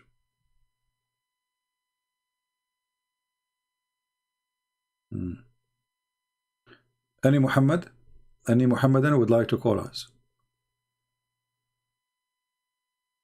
You know, when the Muslims, they say 1.5 billion.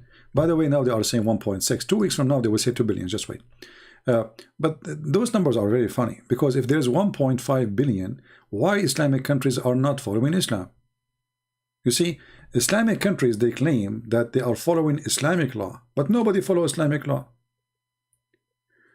The president of Algeria, he go to the mosque. He say Prophet Muhammad is amazing. The king of Morocco, the king of Jordan, I mean all of them. The president of Egypt, you name it. The president, prime minister of Pakistan, the president of Pakistan. I mean, you name it. But nobody want to follow Islam. Music is haram. Everybody listen to music. Movies is haram. Everybody watch movies, and not only movies, they watch special movies. You know what I'm talking about. Nobody want to follow Islam, because Islam, if you know, Islam, if it's not, Islam is not just a religion you believe. Islam is a government. So when the Muslims refuse to have an Islamic government, that means they are refusing to have Islam. As simple as that. So they have, right now we have 0 Islamic state. The only Islamic state was exists is the state of ISIS. This is what it's called, Islamic State. And the Muslims themselves, they fought it because everybody hates Islam.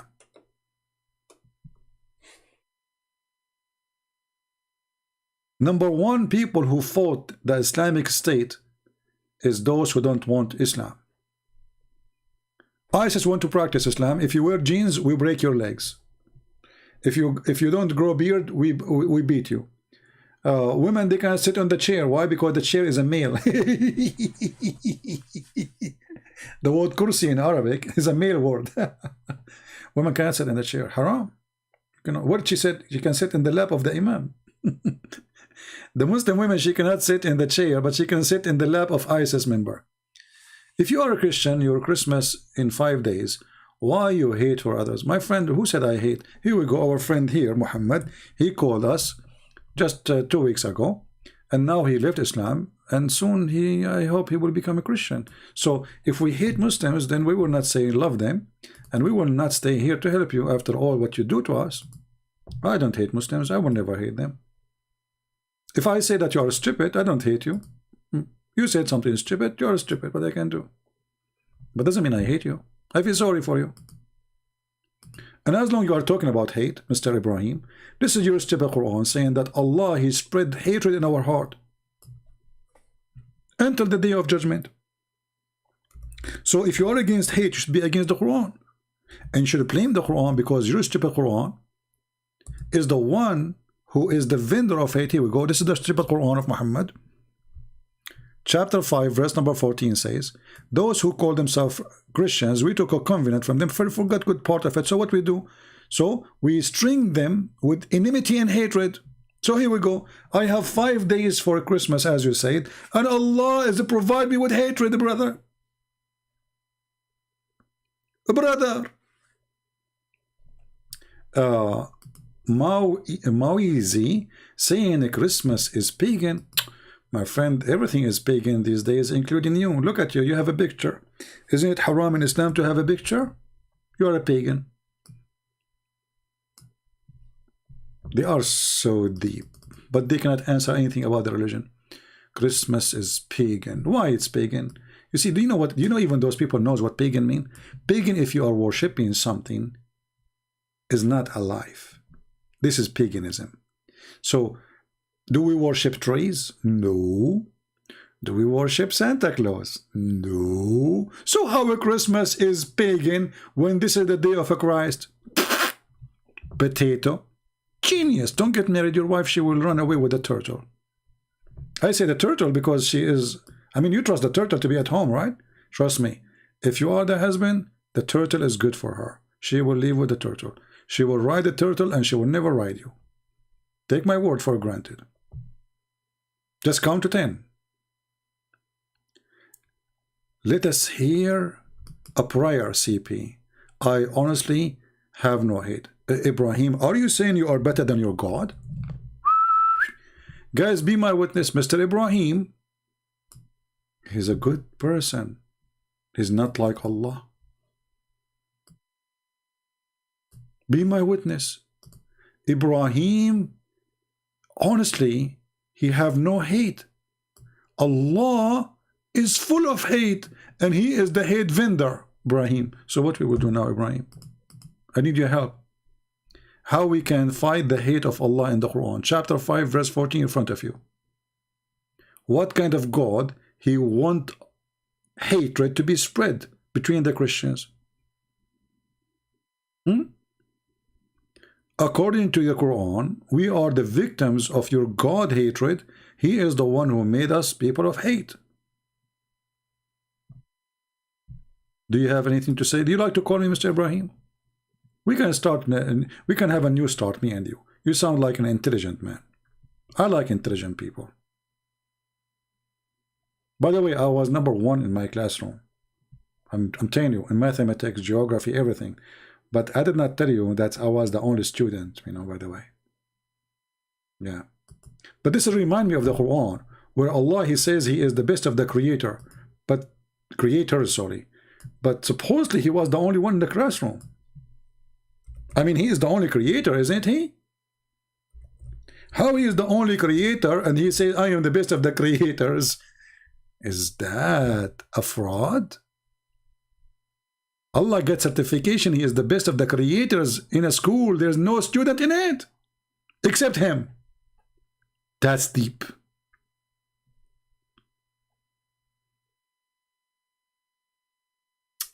Christmas is announced by the father of the church, not in the Bible. That's not true. Isn't it the Bible says that stars fell from heaven? Kings came to Jesus. So Christmas celebrated in that day, my friend. Don't make things up. It's in the Bible. Sky celebrated Jesus' birth. So who in the world want to say that Christmas is not in the Bible? Watch your mouth before you say things, my friend. Many Christians, they say things they don't know what they are saying. They don't think.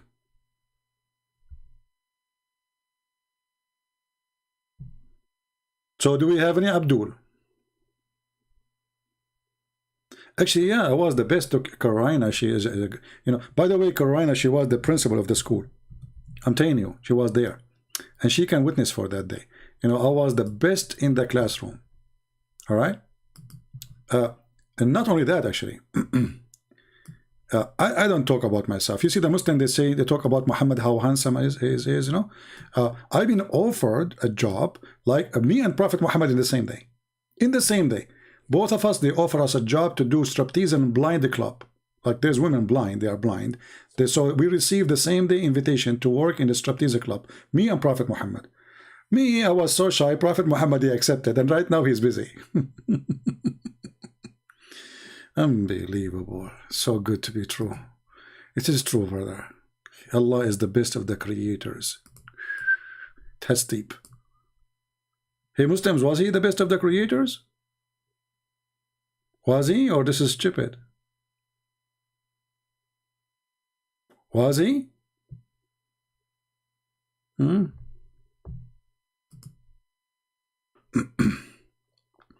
Mauzi, the birth of the day of the birth of the Christmas is not in the Bible.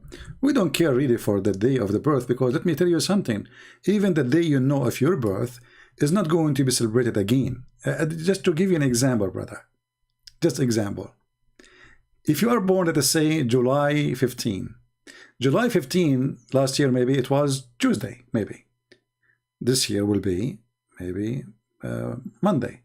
Is it the same day? No. Because simply there's no perfect calendar. So you are silly. Secondly, as long you are a person who cares very much for the date, how in the world you Muslims celebrate the birthday of Muhammad sometime in August, sometime in July, sometime in December, sometime in March, sometime in May, sometime in... I mean, Muslims, they care very much for the date, brother. Oh, brother. When the birthday of Muhammad, brother? Let us open Prophet Google and search for the calendar. Prophet Muhammad. They care for the day, my friend. They care very much.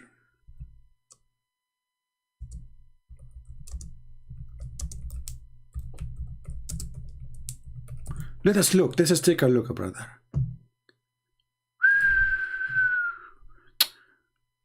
How come it's not the day, brother? The day is not mentioned, brother. Okay. Let us see the Muslim calendar. Hold on.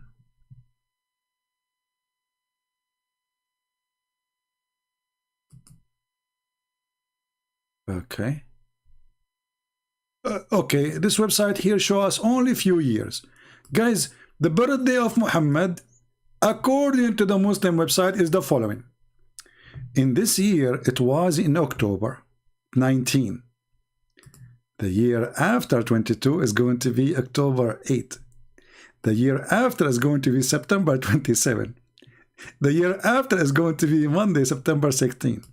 The year after will be September 5. The year after will be August 26. And it keep going.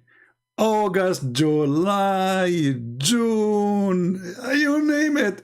And the Muslims, they say this is not true. This is not the true birth of Jesus.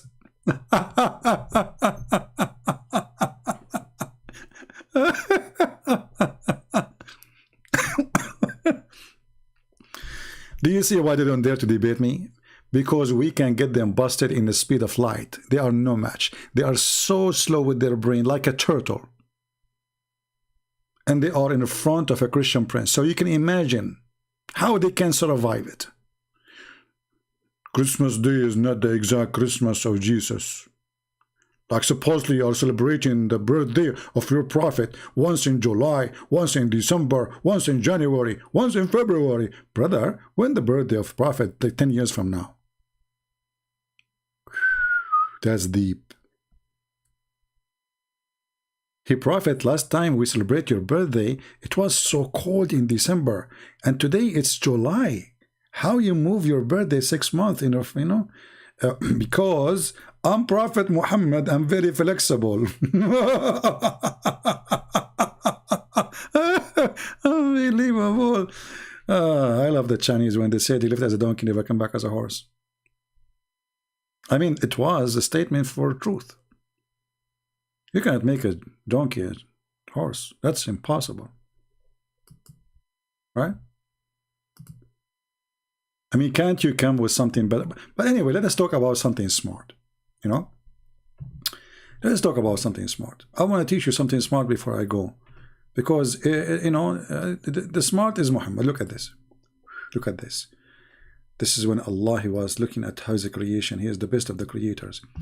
We made the nutfa, the sperm, the semen, into a dead blood. Brother, Allah, first he made a semen. This is semen. This is semen. Oh, hold on. We have to make the semen in a different color. It doesn't work this way, CT. Okay. So this is, brother, we can't make it white because the background is white. I mean, so this is semen, a drop of semen, a drop of semen, and then Allah will make the drop of semen to a drop of a blood, and it's dead blood. That's deep. That's deep, brother. Look at this genius. God's how, man. That's, I never saw such a thing. Man, this is so good. This is so good. I wanna, you know what? I'm going to change my career. I wanted to work as an engineer because I'm very good in engineering. The reason I say I'm very good in engineering, I am the one who did engine a year ago, So I was good in engineering. So, I decided to do now study engineering of biology. Let us do biology together. So according to the biology of a Prophet Muhammad, God, the sperm became a dead blood. That's deep.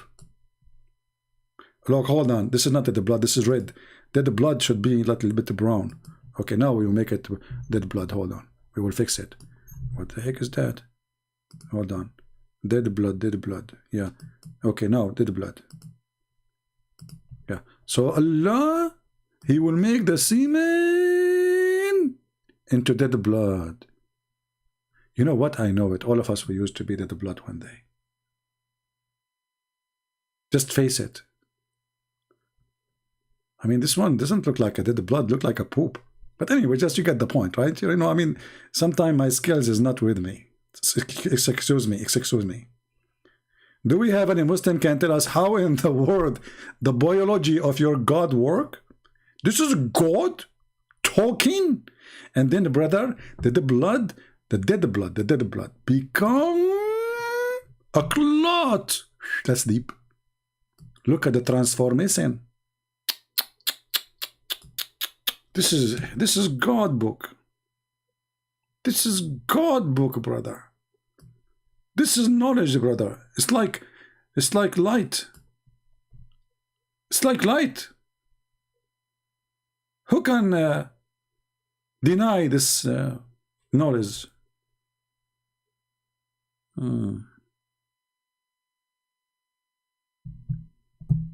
And Abdul.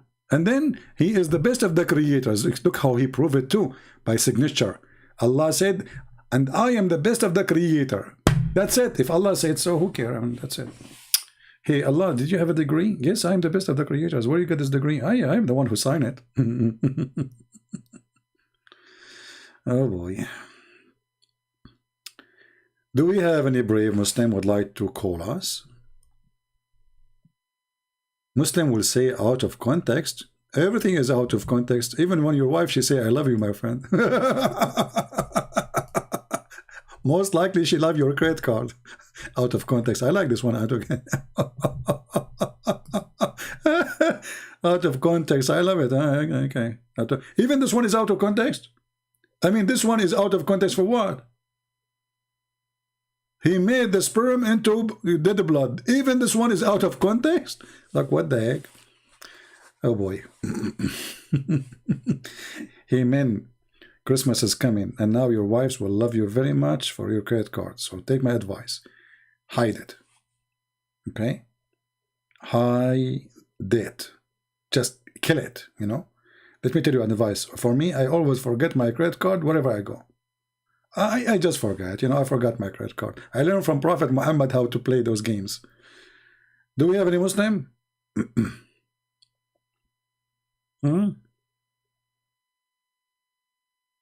Hey guys, what are you buying for your wives for the holiday?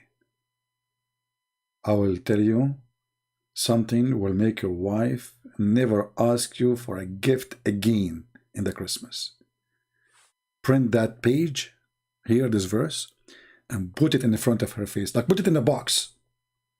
Like, you know, like you frame it, you know. Let me explain to you, because most of you are naive in framing, you know. Here, we are Middle Eastern. We do a lot of framing, brother.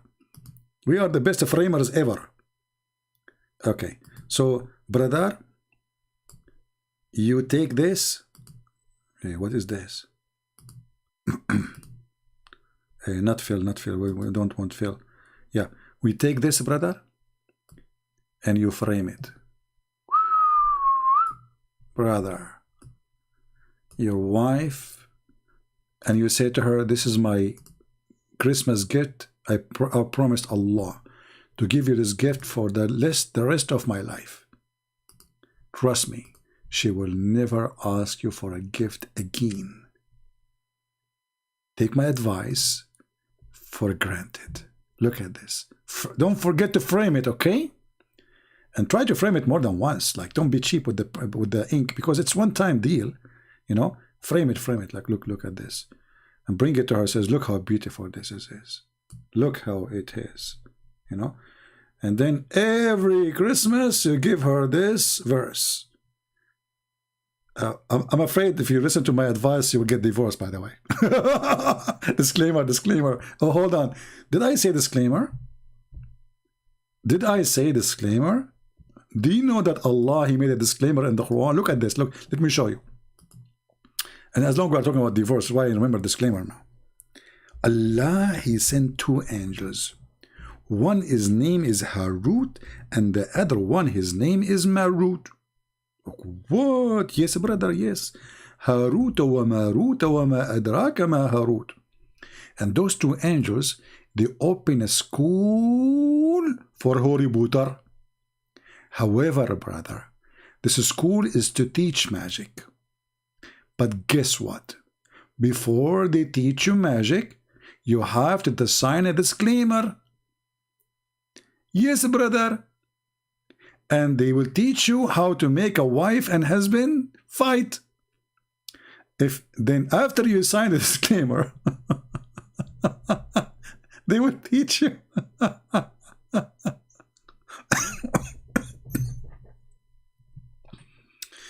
I want to know, who is the genius who come behind those verses, Abdul? This is God talking. He opened a Harry Potter school and he make you sign a disclaimer before he teach you Harry Potter. Look at this. I'm getting dizzy here. So, but the evil ones is teaching magic. Ooh. Jagawoon, jagawoo. Magic for you. And such a thing come down in the Babylon to the angels Harut and Marut. Takatut, takatut, takatut. But neither of those taught anyone such a thing without saying, we are only a trial. Disclaimer, disclaimer. So don't do blasphemy. They learn from them the mean to sow discord between a man and the wife. That's deep. God who opened Harry Potter school, and look how noble the purpose of this school, to make the husband and the wife fight. Who opened the school? Allah. Muslims, Allah is fixing the society. He is so excited to help your marriage. He sent 2 angels downstairs to where? In the Babylon tower. Babylon. And they open a school.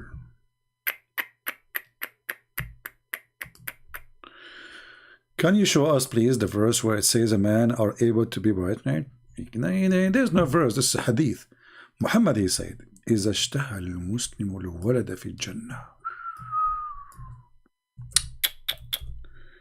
This is deep. If Abdul, he wished to have a baby in heaven, he will carry it and he will deliver it in within an hour.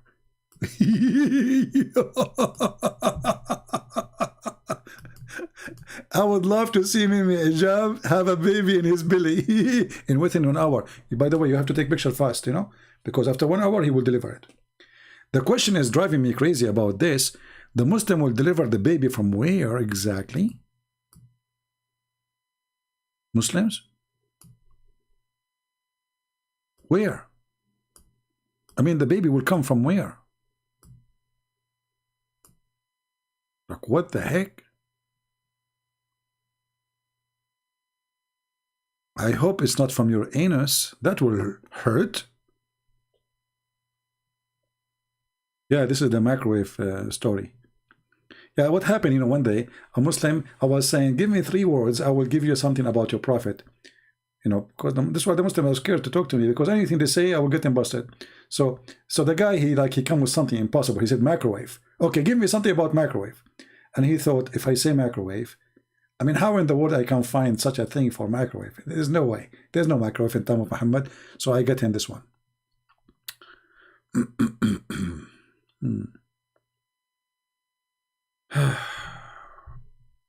Do we have any Abdul?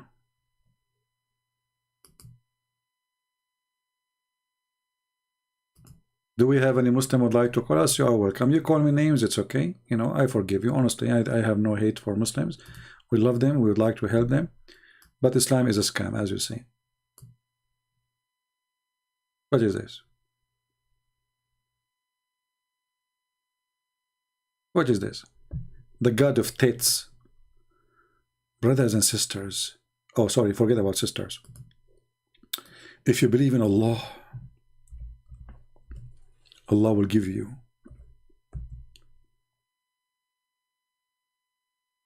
big tits to play with them. That must be from God.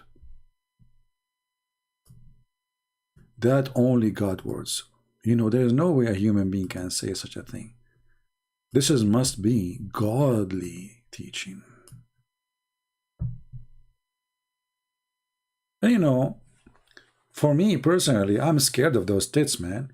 I mean, what if this woman, she hit you with one of them? Did you watch this comedy movie, the women that Al-Qaddafi, when the woman, she broke like a board with her tits? She's the bodyguard of Al-Qaddafi. Did you see the movie? What's called? The Dictator movie, The Dictator.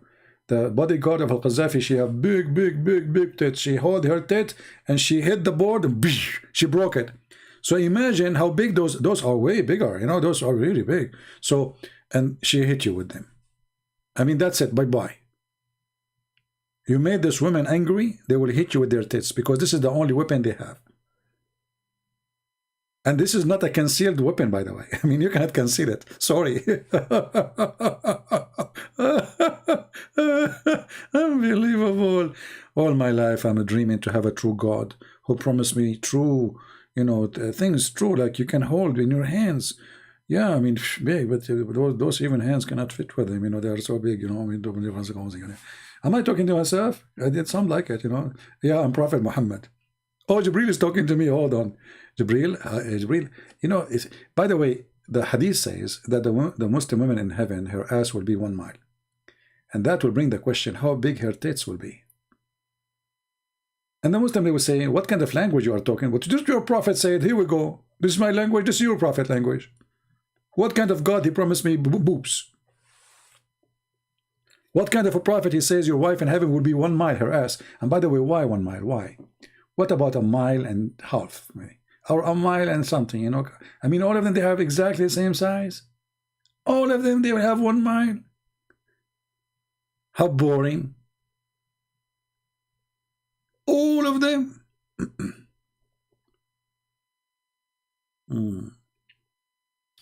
God will fill the heart of all those who follow Jesus with compassion. That's deep. My friend, hold on, Muslim. Why you don't call me and I will let you read for me chapter 57? Is that fair, guys? I challenge you to call us and tell us about chapter 57. You see, this is your choice. What say you? I want you to read for me chapter 57. I want to see how proud you are about 57. Are you proud? That is deep. Let us see chapter 57. Horrible, horrible, horrible, stupid chapter. Allah is the one created the heaven and the earth in 6 days. And look at the translation, it says moreover. It doesn't say moreover. It says, and then he went up to heaven. Hey, Mr. 57, how Allah he went to heaven up? He was on earth? You see, this is the beginning of the chapter. This is the one of the most comedy, stupid chapters in the Quran. But, you know, you have a point only. You want us to read only verse number 27. Let us go to 27 so we can laugh. Are you sure you wanted 27? You will not. You will regret it. Let us read. Brother. Let us read verse 26. Indeed, we send Noah and Abraham and place in their offspring the prophethood. Okay. Okay. And then, after them, we send our messengers and we send Isa. Hey, Abdul, who is Isa? You said in your chat, Jesus. There's nowhere in the Quran the word Jesus is mentioned. Not the Hebrew name, not the Arabic name. We do not know who is Isa. Who is Isa? I challenge any Muslim to tell me where this name is coming from. I don't know. Secondly, the son of Maryam, and we gave him the Injil. Hoka Abdul. Allah, he gave Isa the Injil, but Injil is a Greek word. Was Isa sent to the Greek people?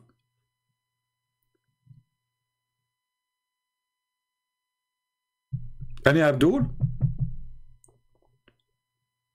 Was Isa sent to the Greek people?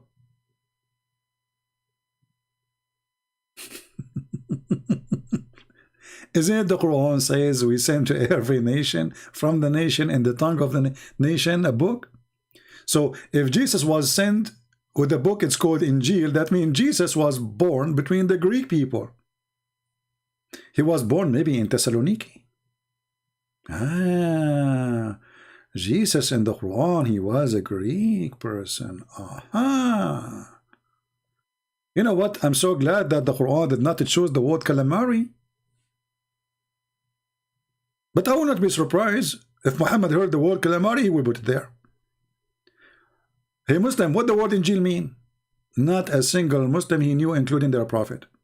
Because he's a thief. He heard the Christians saying Injil, he put Injil on the Quran. And Abdul? And then he continues saying, and we put in the heart of those who follow him mercy and compassion. Okay, hold on. So how we can compare between this one and this one, brother? Allah, he put compassion in the heart of those who follow Jesus? What is this then? Injil is a Greek word, is not an Aramaic. Yes, is a Greek. It take you 2 seconds, search it in Google, you will find the answer. Injil is a Greek? Really? Like he's surprised, like what? He should be an actor. Any Abdul? My friend, the one who put mercy in our heart is Jesus, is not your faithy God, because if your God have a mercy, he put it in the Christian, he should put it in the Muslims. Not killing, chopping heads, chopping hands, riding your neighbors, suicide bombing. So if Allah is the one who put mercy in our heart, then how come he did not put mercy in your heart?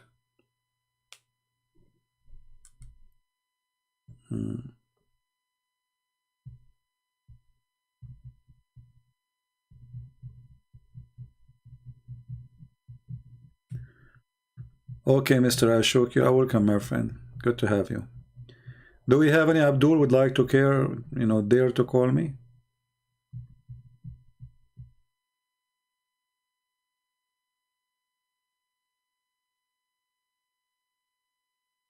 But it doesn't say who follow Jesus. Yeah, but this is true. The Quran is describing those who follow Jesus' heart. It's not Allah who put it in our heart. Those who follow Jesus are merciful. They are loving people. Isn't it Jesus says, love your enemy? If Jesus is the one who said, love your enemy, why we cannot find in the Quran anything except revenge?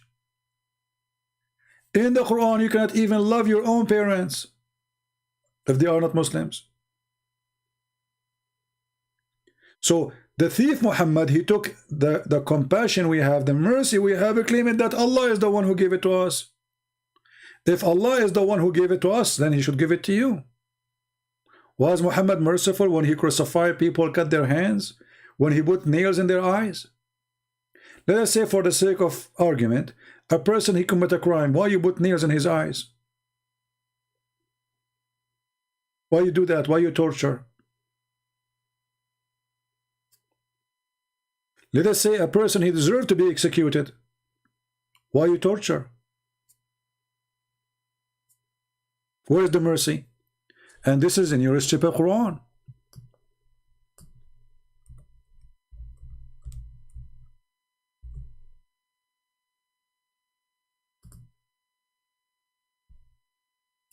Where is the mercy, God? There's a story of a person, he stole. He stole an egg or something like that. Muhammad, he told them, execute him right away.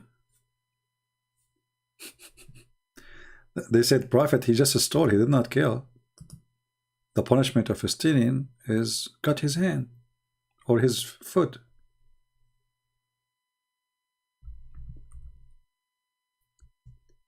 He said, okay, cut his hand. So they cut his right hand. The guy, they brought him again second time.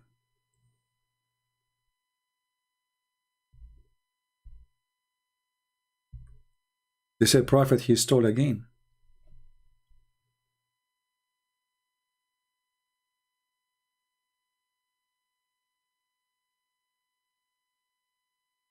He said, okay, cut his hand, cut his foot this time, the opposite direction as the Quran is saying. So now they cut his right hand and his left foot. The guy he stole for the third time. Don't ask how. This is what they say. They brought him again. So now they cut his left hand. So now he have 2 hands is gone and 1 foot is gone. He stole for the first time. Muslims, how somebody have no hands, he can steal?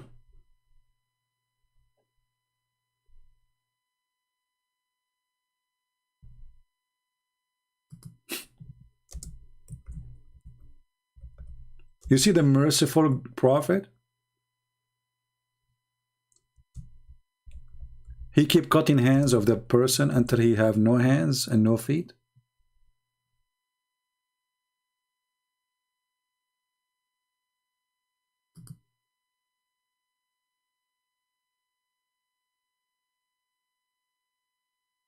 And the story does not make sense for a second, because the person, he don't have hands anymore. How he can steal? How he even can walk?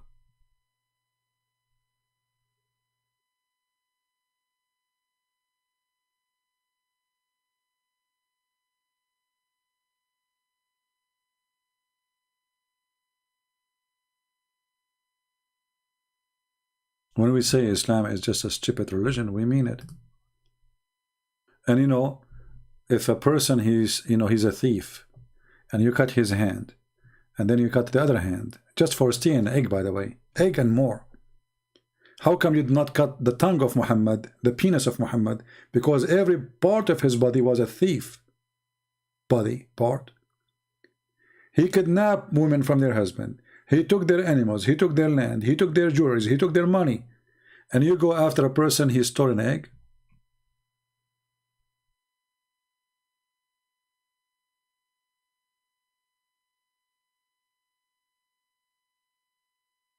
Where is hate in the Quran? Show me. What this guy talking about? So we just showed you, my friend Ibrahim. You were drunk or what? I showed you many times. Here we go. Where is hate in the Quran? Show me. Where is hate in the Quran? Show me. Show me.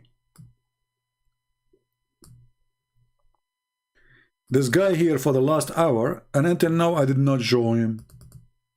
Show me, show me. Can you show me? Where the hate in the Quran? Show me.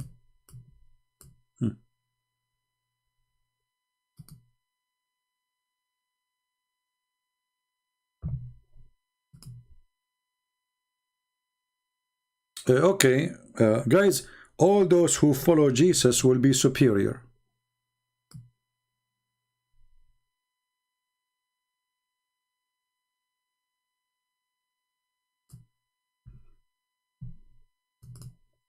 Did you see a Muslim what your friend he said?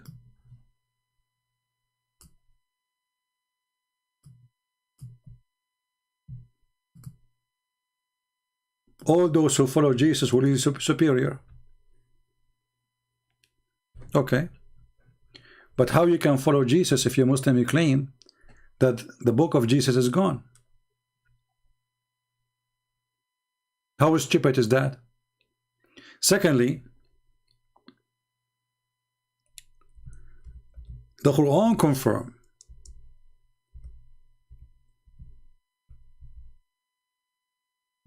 that those who follow Jesus, they will be victorious until the day of judgment. That means Islam does not exist. Because according to you, there's not a single Christian right now. He's following Jesus. Because the Bible is corrupted according to those YouTubers. But look what the Quran says. Christianity is preserved until the day of judgment. From the time of Jesus until the coming back of Jesus, Christianity never changed. You see how your stupid Quran refute you? And not to forget to mention, verse number 54 before this verse, it says, وَمَكَرُوا وَمَكَرَ اللَّهُ وَاللَّهُ خَيْرُ الْمَاكِرِينَ. They deceived, and Allah deceived, but Allah is the best of the deceivers. Change the translator, you will find totally different translation. Because this is the book of falafel. They lie in translation.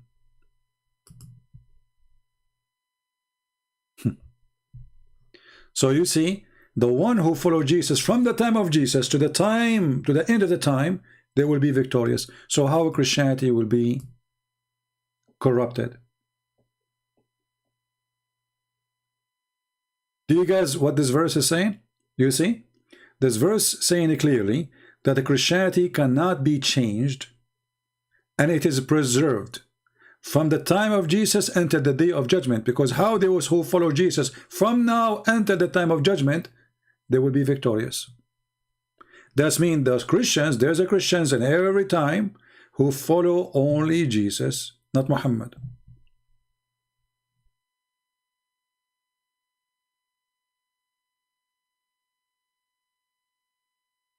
And not to forget to mention here, the Quran saying, just to show you the stupidity of this book, you see when the Muslims translate, they are officially, they have no dignity. Look, Lord Jesus, I'm gathering thee. What do you mean gathering thee? Allah is gathering Jesus. Why? He was like a dry bread. He was pieces. Gathering thee. What gathering thee mean? In Arabic it says mutawaffika. Mutawaffika mean I'm going to cause your death. The false translation saying I'm gathering thee. Like what the heck? Change the translator, you will find totally different meaning, different words. Gathering thee. Look, we just changed the translation. Look in here. Gathering thee is terminated by I terminate your life. And look, guys, do you see what happened here in this verse? This verse destroys Islam again, because Jesus should die before he will be taken up to heaven, not after. Do you see it? This is the Muslim translation, not my translation. I'm terminating your life and then raising you up to me. So Jesus, the Muslim, they claim that Jesus never died. Allah took him to heaven and he was still alive since then. The Quran say different. Stupid Muhammad. That's why we say he left as a donkey, never come back as a horse.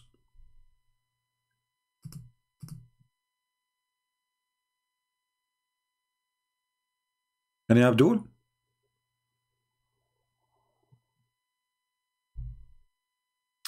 You are an atheist? A Merry Christmas, my friend. I'm always very friendly to atheists. By the way, once I debated an atheist, I lost a debate. I don't know if I told you that. You know, he tricked me actually. He said to me, Christian Prince, we're debating about that the origin of a human being is a monkey, you know. And by the way, you know, Middle East, we're very hairy, you know. I mean, they got a point there.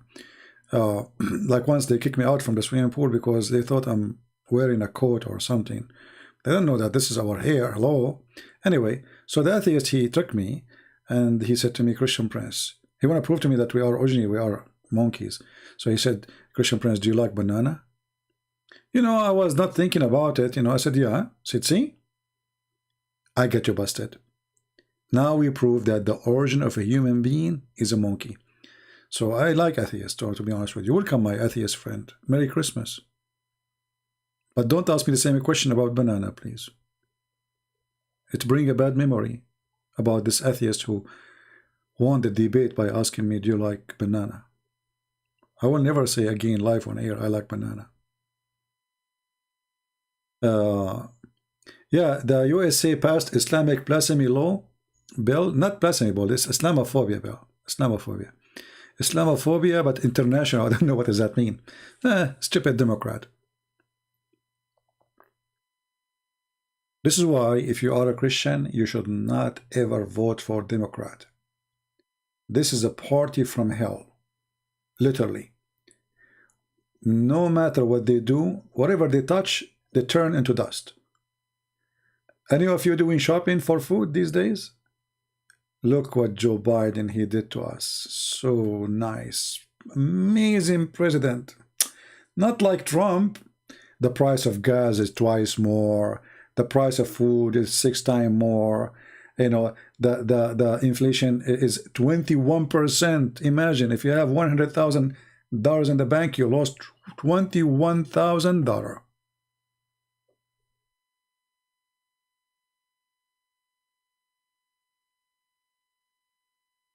A Christian who votes for Democrat, he is no Christian. I say that to you loud and clear. Because you are voting for a party which is killing babies. Voting for party is Antichrist with no question.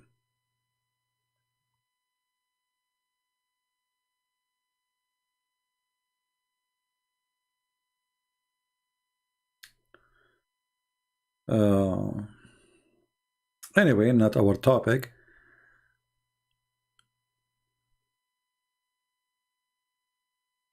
Yeah, you can't be Christian and you vote for Democrat. You know, if you claim to be a Christian and you vote Democrat, you are lying to yourself. How you vote for people who vote for the abortion? I mean, everything they stand for is against Christianity. Everything. They support Islam. They support Muhammad. They just made a law to encounter Islamophobia international. They want to protect Islam. This is the Democrat. International. What does that mean?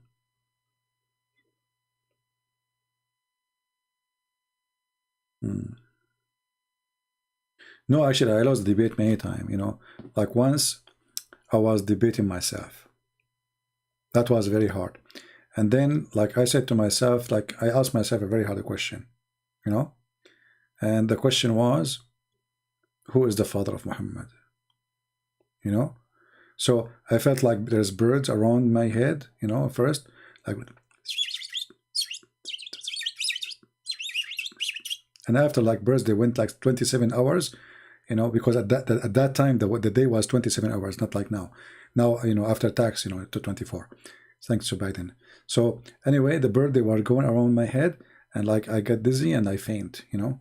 So I lost, like I could not answer the question, who is the father of Muhammad? Because he was born 4 years after his father's death. I want any Muslim to tell me until now, I'm trying to find out how in the world this guy was born 4 years after his father's death. That's a miracle. You know. That's why the Muslims, if you go to their website, they will say, it will say to you that a woman, she can carry a child for unlimited time. Now, depend on the sect, you know. But they start with 2 years, and then 3 years, 4 years, 5 years, 6 years. Look at this. You know, you don't speak Arabic, so I'm going to use Google Translation. This is an official Islamic website. This is not, you know, this is not a joke. This is official. So the question here, how long a woman she can be waiting for her child? Translate to English. How long she can stay like this? How long? Listen to the answer. Assalamu alaikum, alhamdulillah, bismillah, alhamdulillah. Okay, now it says here, the maximum period of pregnancy was 1 year, which is a view of Muhammad ibn Hakam, but this one is no one. 2 years in the Hanafi, those are the sect, Islamic sect. 2 years for the Hanafi.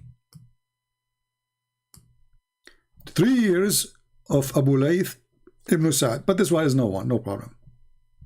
We focus on the sect. Hanafi is a big sect. The Muslim sect is 4. This is one of them. Then Hanbali, Shafi'i and Hanbali, and the most popular view, they believe that it can be up to 4 years. And then the list continue. And according to Imam Malik, it can be 5 years. Man. And then according to Al-Zuhri and Malik, 6 years. We are getting deep now.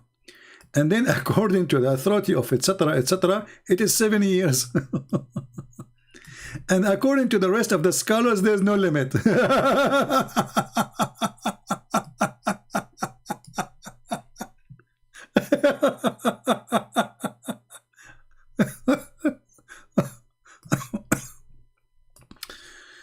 Oh boy, that's deep.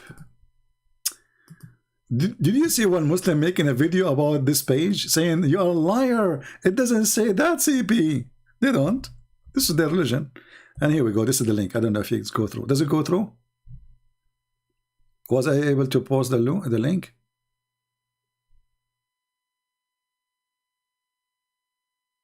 Did you guys see the link I posted about the website? I don't know if you saw it, because sometimes YouTube don't let it go if it's too long. Yeah, imagine you divorced your wife 20 years ago, and then she call you. She say, honey, come to the hospital and pay for the bill. I just gave birth to you and a child for you. Say like, what? What did I divorced you 20 years ago? Said, honey, it's a Sharia law, brother. There's a woman, I think it was in Sudan, when they were practicing the Sharia law in the time of the previous perverted president. So she gave birth a year and a half after her husband passed away. So people accuse her of fornication, and this is supposedly a punishment, punished with death punishment, or at least, because now she is not married, to be whipped 100 times. The lawyer, he told the court, but don't you know that a woman, she can have a child even a few years after her husband passed away? So the court have to let her go.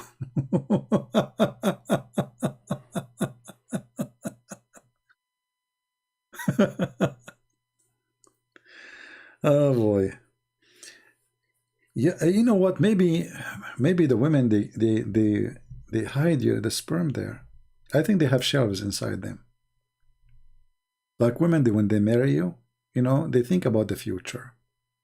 Okay, now sooner or later he will divorce me, especially when his credit card is empty. I will divorce him, you know. So what I will do now? So what she would do when you sleep with the wife, she hide your sperm inside her. They have like little holes there and there, you know, shelves, you know, like secret place, dark places.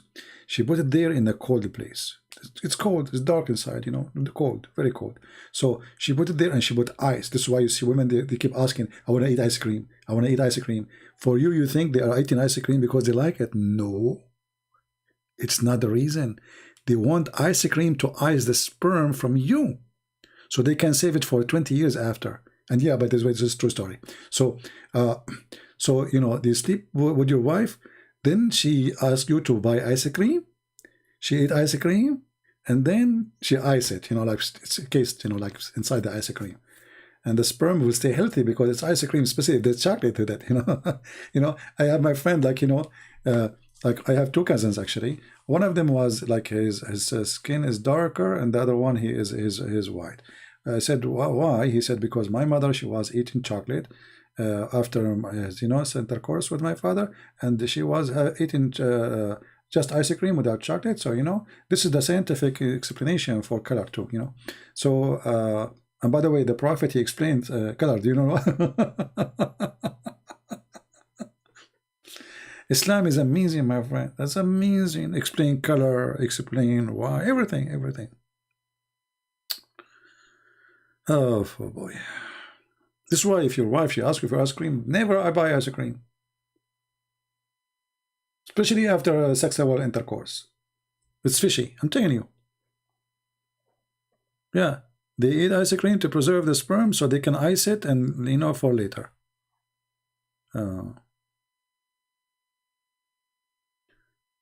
Do we have any Abdul?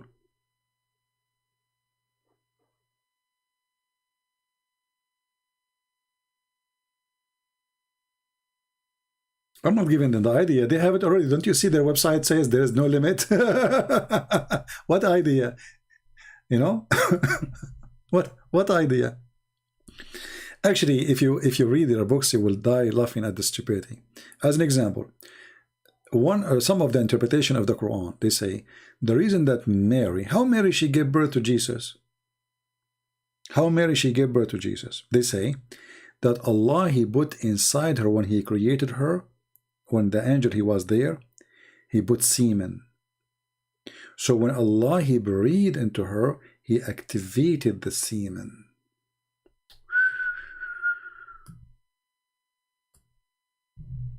That's deep. Who can fight that? Nobody.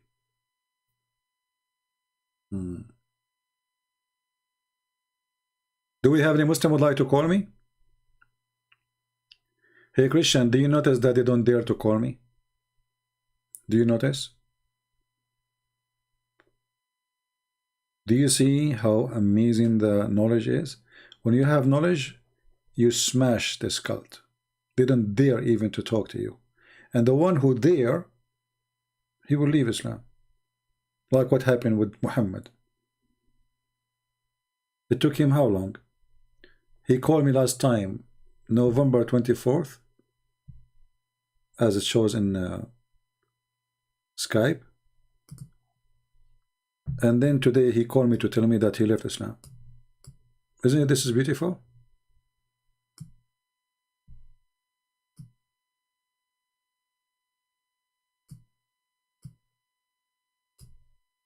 The one who called, he will leave it.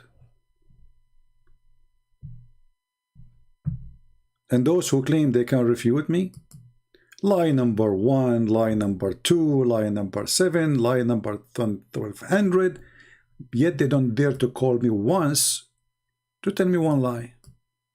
Just one.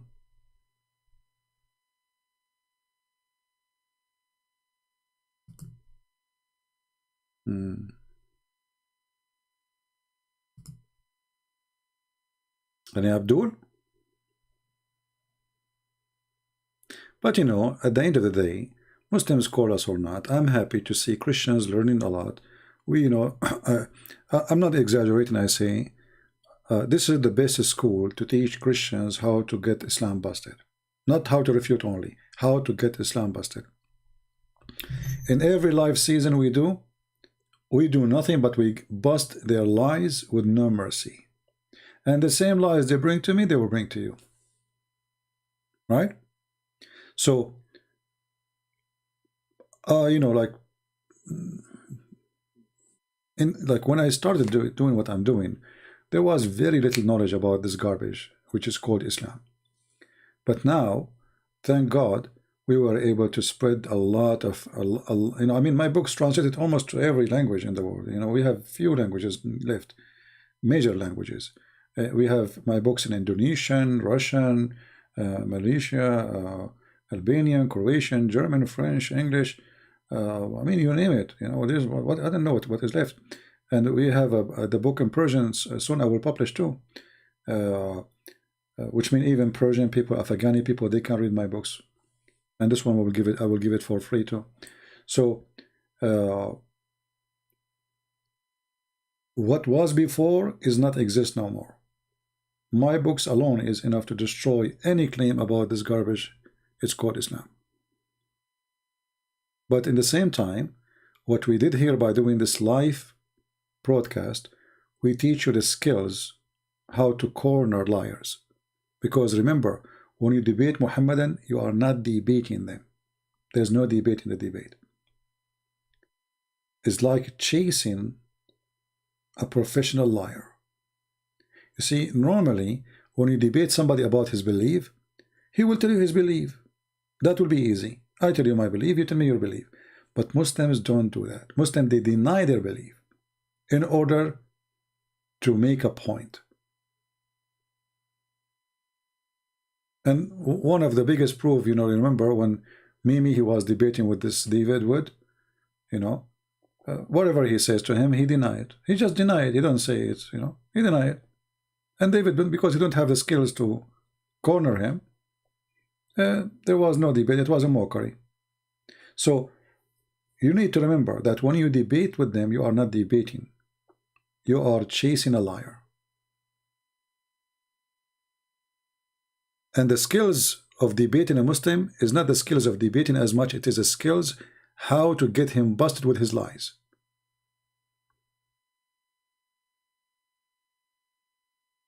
There's no debate.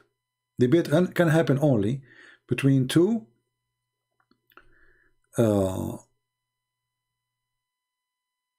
decent people who say their belief. As simple as that. But Muslims, they deny everything in their books.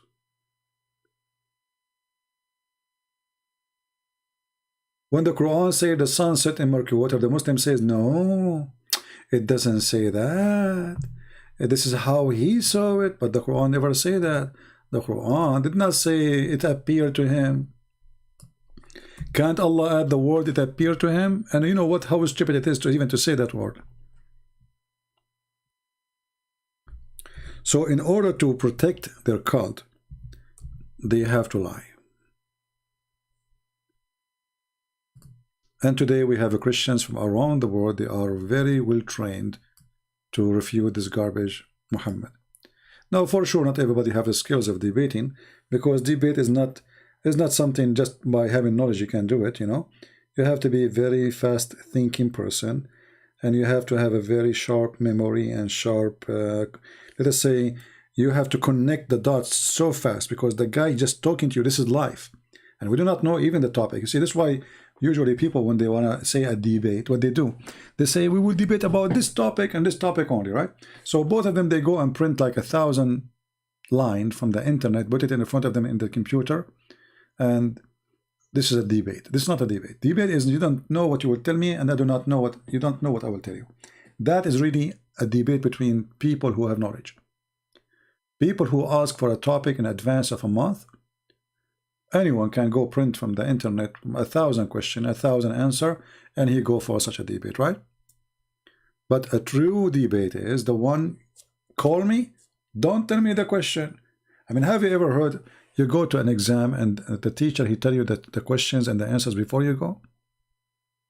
So this is what they do when they say, we are going to choose a topic. A true debate should not have a topic. The topic is Islam. That's it.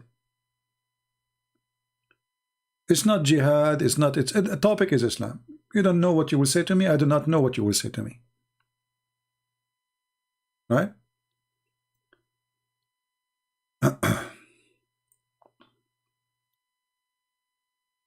Do we have any Abdul?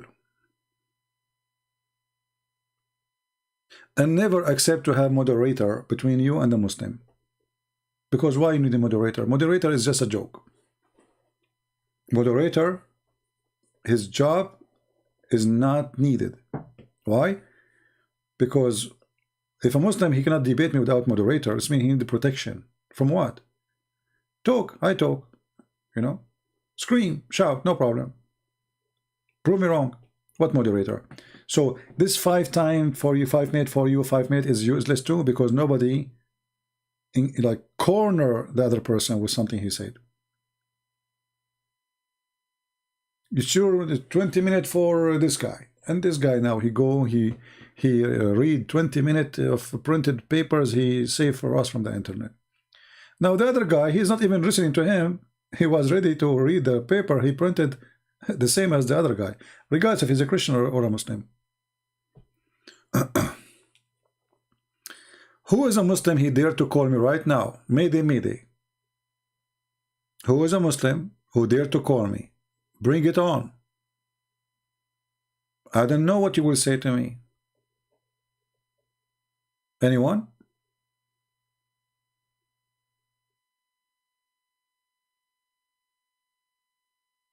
We do not need a moderator to favor any corner.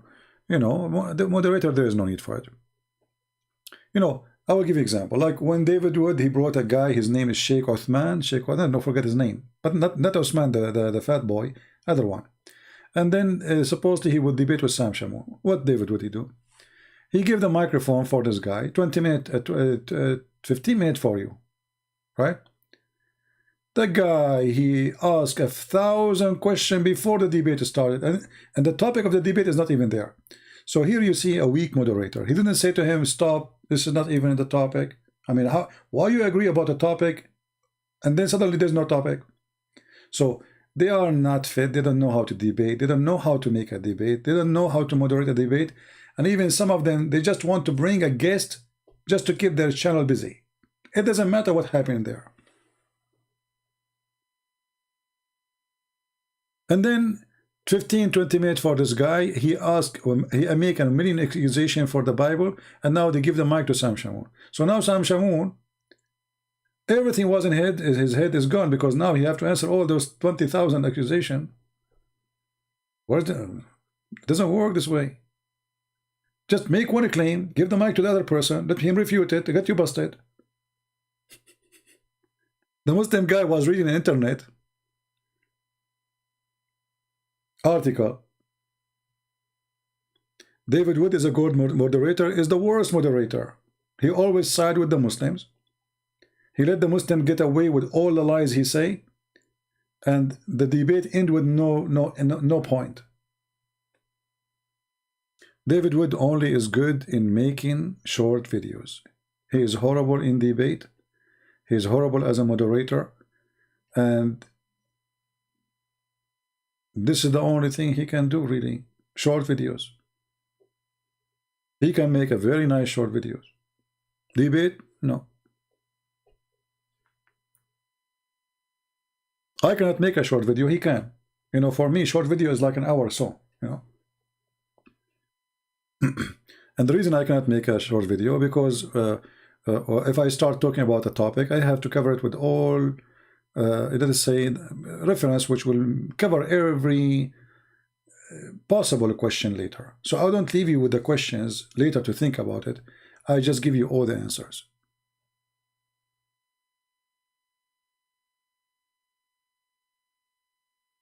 This is why you see them lining up to debate David Wood, but nobody lining up here. Where are they? Where are they, those who want to debate David Wood? How come?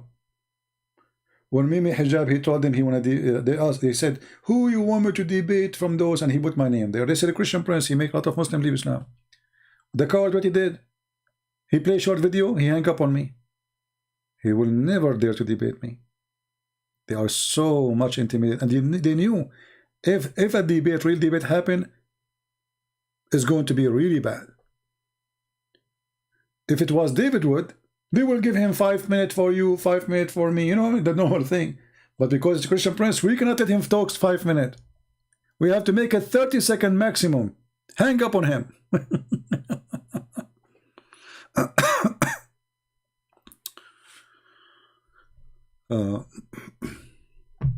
Yeah, there's nothing. It's called halal food.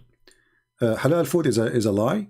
It's not exist, because the food of the Christians and the Jews, even pork is not forbidden. But as long the food of the Christians and the Jews is lawful for Muslims, then the halal food is a lie. You see, even the Quran says, if you are hungry, you can eat even pork.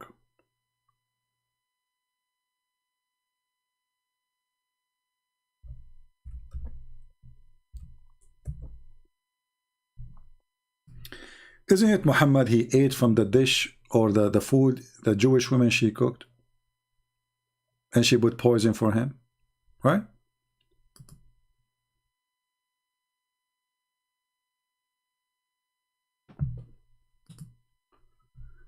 Do we have any Muhammadan? It's not about debate correctly. A Muslim, he cannot debate. Nothing wrong. It's called correctly and not correctly. The Muslim, they have their own logic. You know, when Mimi Hijab was talking to this guy Borat, he said to him, the Quran says, if this book is other than God, you will have a contradiction, right? Then Borat, he said to him, well, I have a phone book, have no contradiction, but it's not made by God, right? So there is a line of stupidity. They are stuck with it, and they want somebody, they need somebody to put them in their place with their stupidity, not somebody give them 5 minutes of talk, and when you take your microphone you say nothing. So look what happened. This guy, they brought him to supposedly to fight Christianity. They are hoping that he will help them. So the Quran says, if this book is made by other than Allah, then you will have a contradiction. Very fast, easy answer. Found in it many contradictions. If a book in it many contradictions. This book was from other than God, they would have found in it many contradictions. If a book is without contradictions, that has no bearing on whether it comes from God or not. I've had phone books that are inerrant, but I certainly don't think God gave them. See? Very easy. The problem is that many of those who they are Christian, they are not qualified to debate. Debate is not just a person who learns some stuff and he want to talk about it. You have to be a fast thinker. This guy who looked like an idiot, you know, Borat, he got him busted in a second. Did not take him to, not even him, you know, and very convincing. If a book have a contradiction or not, doesn't make it from God. I can write a book, I have no contradiction. Does that mean I'm God? That's very silly, right? So here you will see this atheist, he put this coward in his place in a very short sentence. Right? The problem with the Christians, they don't know how to answer the Muslim from what he just said. You know what I mean? What Christians they do, they don't listen to the Muslim what he is saying. So they start thinking about answering the question without using what he just said. You need to use what he just said. And this is what this guy he just did. He used what he said. If a book have no contradiction, it's from God. He said to him, I have a phone book. Is it from God? Have no contradiction. So you need to learn always that when you are debating, listen carefully what the Abdul is saying. Just listen. Use their logic against them. Do you see in the movie like when those people they don't have more arrows, so they put shelters, etc. So the enemy start throwing arrows like crazy, and then when they stop, they collect the arrows and they use them to fight back.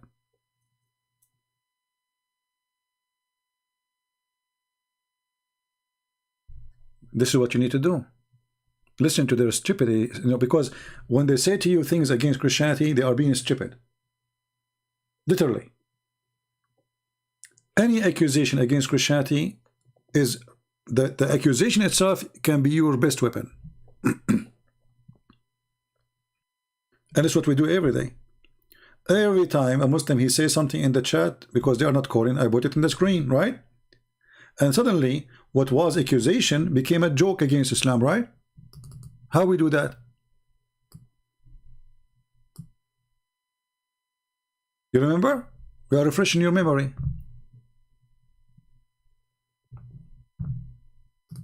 It is their accusation what help us to make Muslims leave Islam.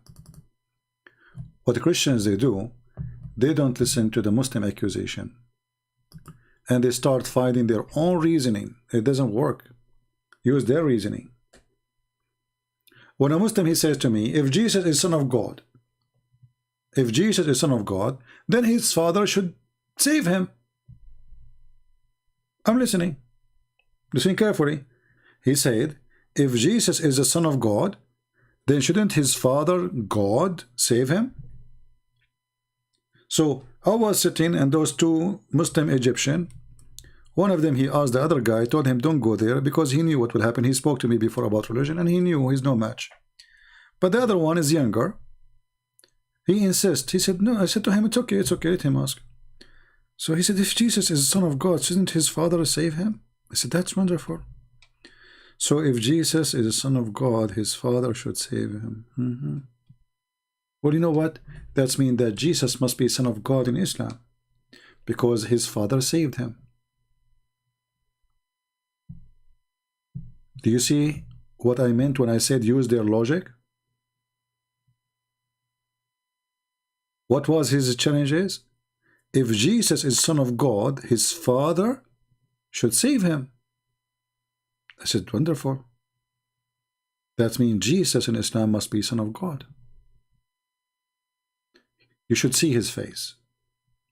You should see what happened to him. The other guy, he said to him, I told you, don't go there. Here we go. Answer him now. Both of them are Muslims. The other guy, he said to him, okay, go. Answer it. Here we go. So you need to listen carefully what the Abdul is saying. And the Abdul always says stupid things. They never say something smart. Never, never. Because they have a stupid God. But because you are not listening and you are not using the gift of God which He gave you, and you are not sure, some of them, they don't have really true faith. You know, they are not sure of what they are talking about.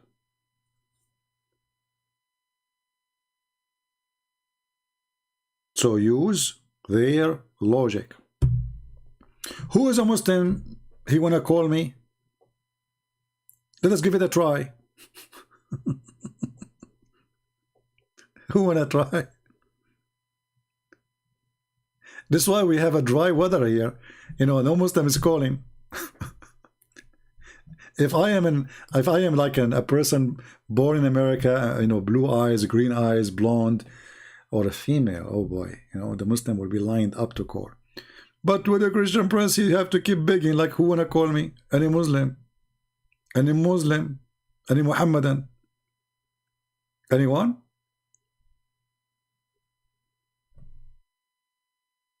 If David would open his Skype, says, who wanna call me?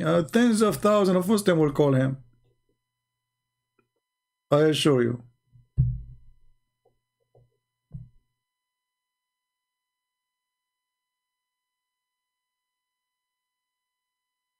Usually the only one who call is the one who will lose nothing of their career, which means they don't have a career based on Islam. Those who have a career in Islam, they will lose everything if they call. That's why all of them, they say, we are willing to debate him. I'm willing to fly to America if he, the coward, debate me face to face, face to face. Face to face. You know, this guy, Ultimate Fort, he is just a, you know, you see, when you are nobody, you can say whatever you want, right? That's why they call those people. But a person who is, he have a career, he will never dare to do so, because he will lose it.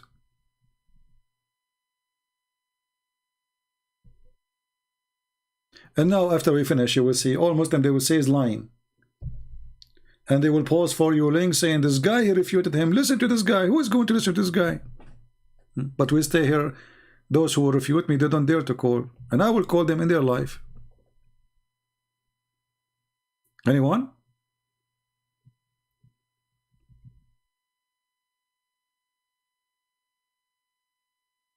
Do we have anyone?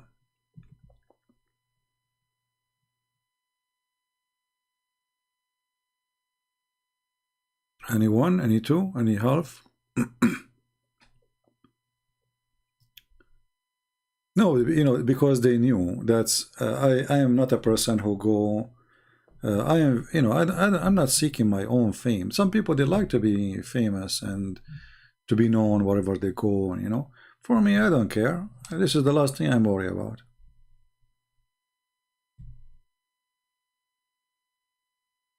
There's people actually, they make rumors about themselves just because they want people to talk about them, you know. Talking about them even make them money. There's a woman, she used to be an actor, and she is now 70 something. So what she did, she posted her pictures in the bathroom naked. Why she did that? Because nobody's talking about her no more. But now she became a joke of everybody. You know, is what you want? Yes, it's okay. She want to be a star again.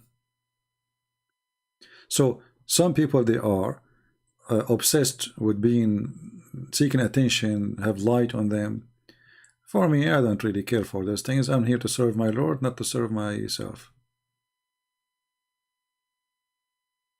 And you know, like if we talk about a donation, I received in the last 48 hours. There's one new person, he donated $5, which is strange. I mean, how in the world this happened? No, actually, hold on. There's not only one. There's other one. I just remember. There's another one. But sometimes you look at the how people, they support you too. You will notice that really people, only what they care is just to come here, laugh at Muhammad and his God and etc. And after that, there's nobody care. There's only few. There's a person actually. He sent a donation. He said he sent me an email. He said, I understand if you don't answer me due to my little number. So I said to him, who told you that I answer only those who donate little big number? Doesn't matter. Actually, most of people who email me in Patreon, they have zero donation, literally zero. And we keep asking people not to email, by the way, because mostly the emails are not really important. Here we go. I stay with you for many hours. Ask me. And when you ask me in public, everybody will get the benefit of the answer. Anyway, we are, we are grateful for all those who care, but they are very few. That is reality. But there's nothing new. Even the Messiah himself, he have 12 disciples, not 1,200. Right?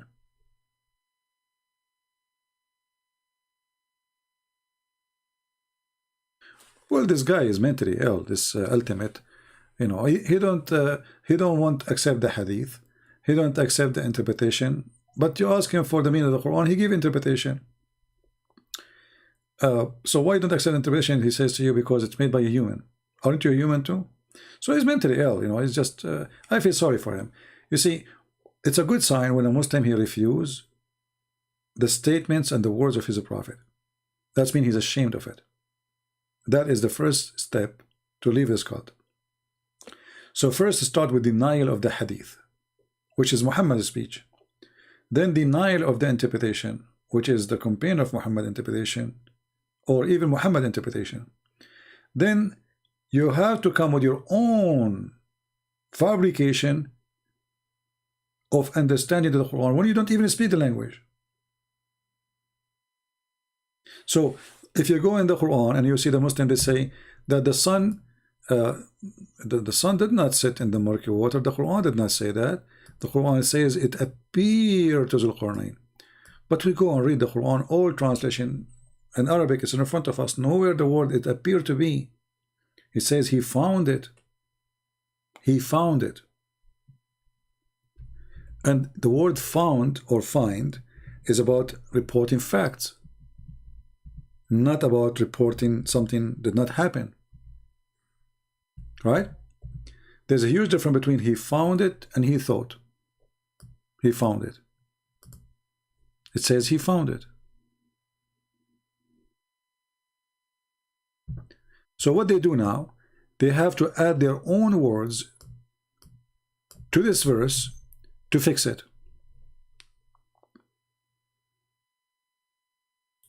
We show them that their prophet explained the verse. Their prophet himself, he said, well, the sun set in murky water. They say we don't accept this hadith.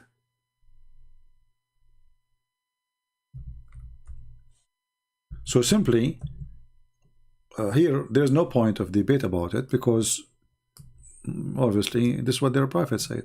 I mean, why Muslim they want to write this in their books if it's a lie?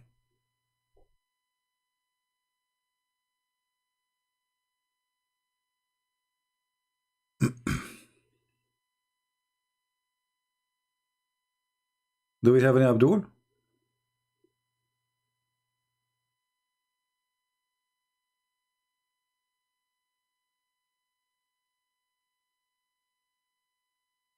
Any Muslim?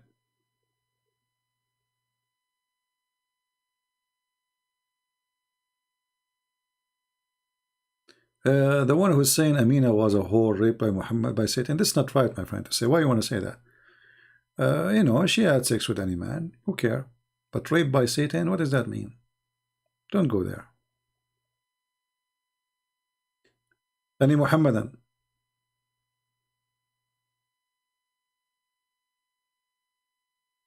Anyone?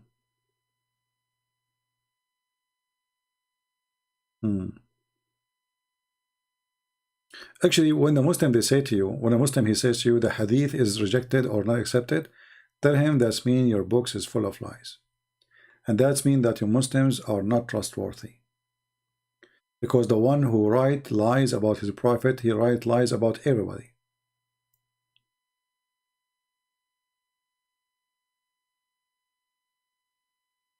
Any Muhammadan? Last call before we go. Now,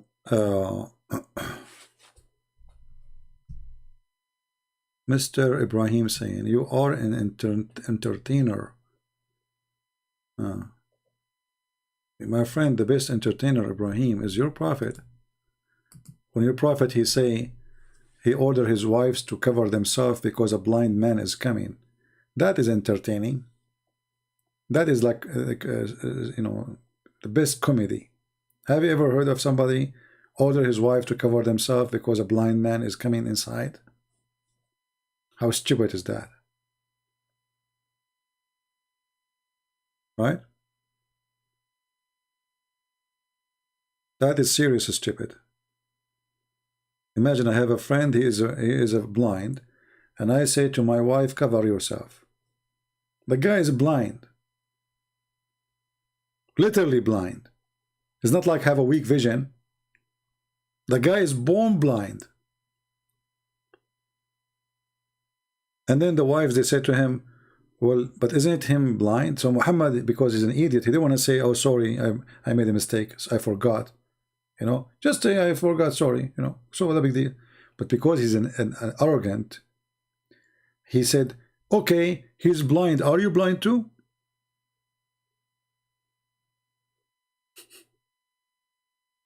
Isn't it clear that Muhammad is an idiot?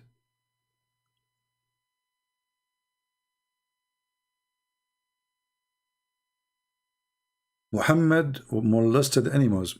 Well, there is, do you know the guy, his name is Monkey Box, Ahmad Nader? This guy, he wanted to, you know, debate me supposedly. It was fun in those old days.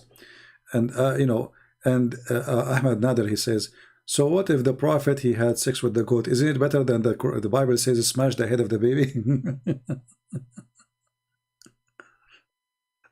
This guy, he have no problem his prophet have sex with the goat.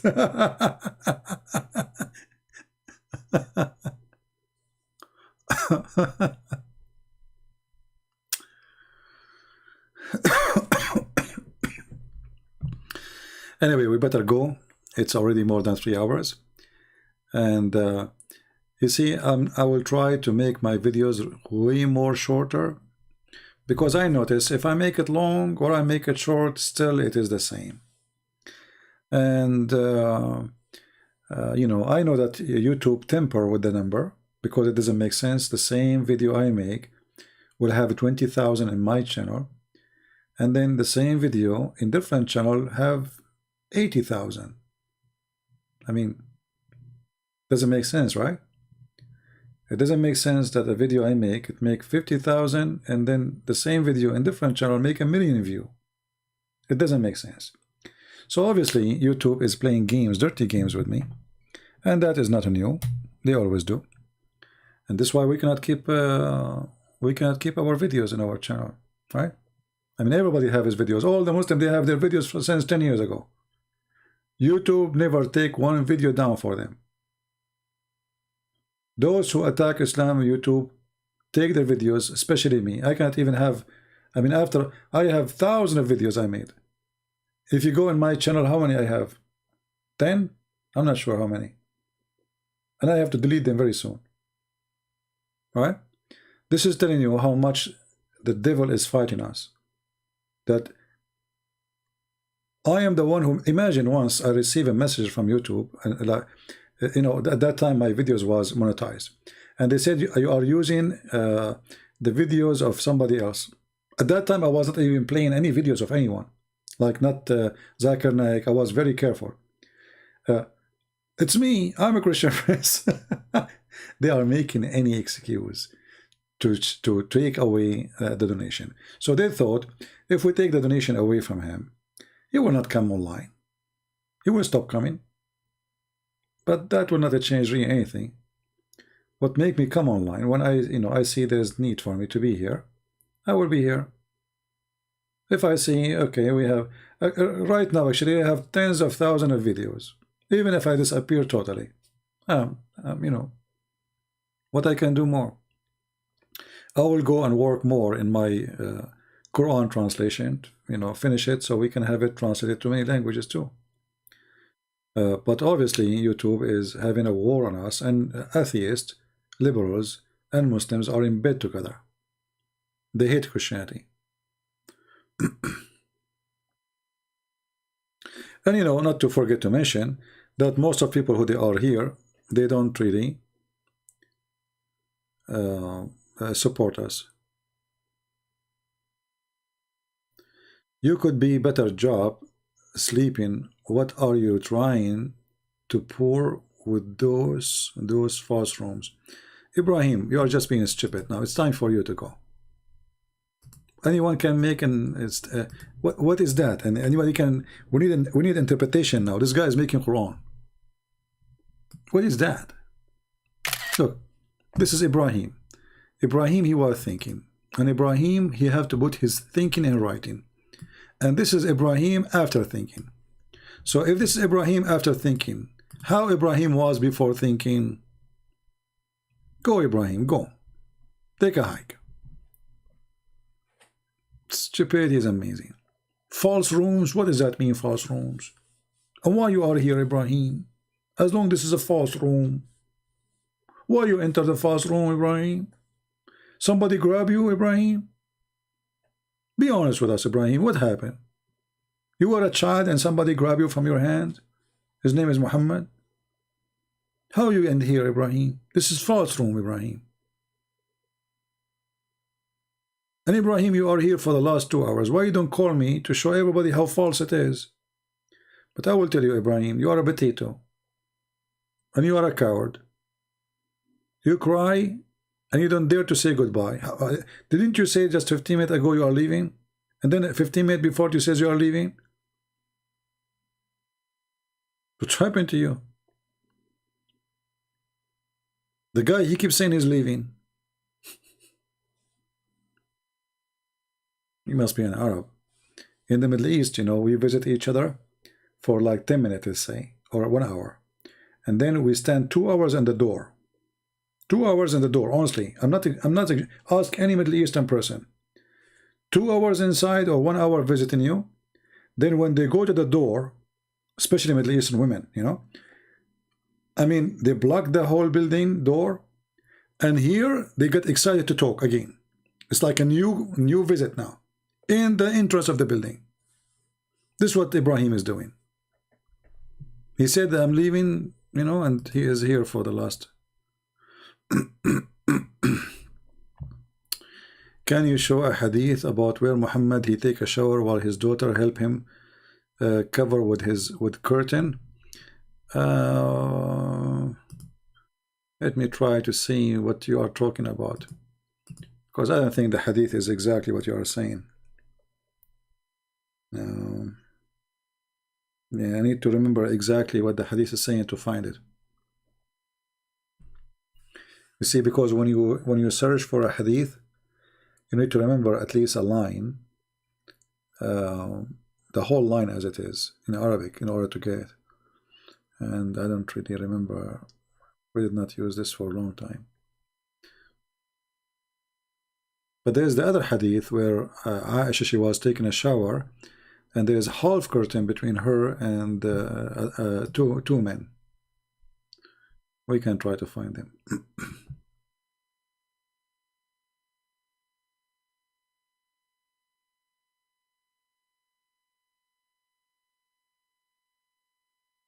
All right, look like we don't have any, like we it's disrespectful for life. This is here to debate like this. This is really not God channel.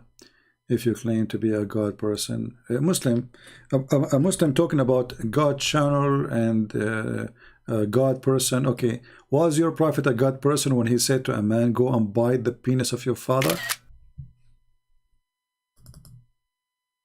Mr. Muslim, was your prophet a God man when he said, "Go and bite the penis of your father"? I'm going with you, you know, your dear logic. Do you think it was a God man talking when he said, "Go and bite the penis of your father"? Now, Mr. Muslim, he will play dead. He heard nothing, he said nothing. He will play dead now. He will stop moving his tail. Disrespectful. Disrespectful. A Muslim talking about disrespect. Biting the penis of your father is respect for sure. Oh, what about go and suck the clitoris of ALLthat? That's a good one too. Or what about calling your parents najis? Isn't it your prophet? He says, al-mushrikuna najis, those who don't believe in Allah, they are filthy, which means his parents are najis. Disrespectful. Look how big the words are. Deep.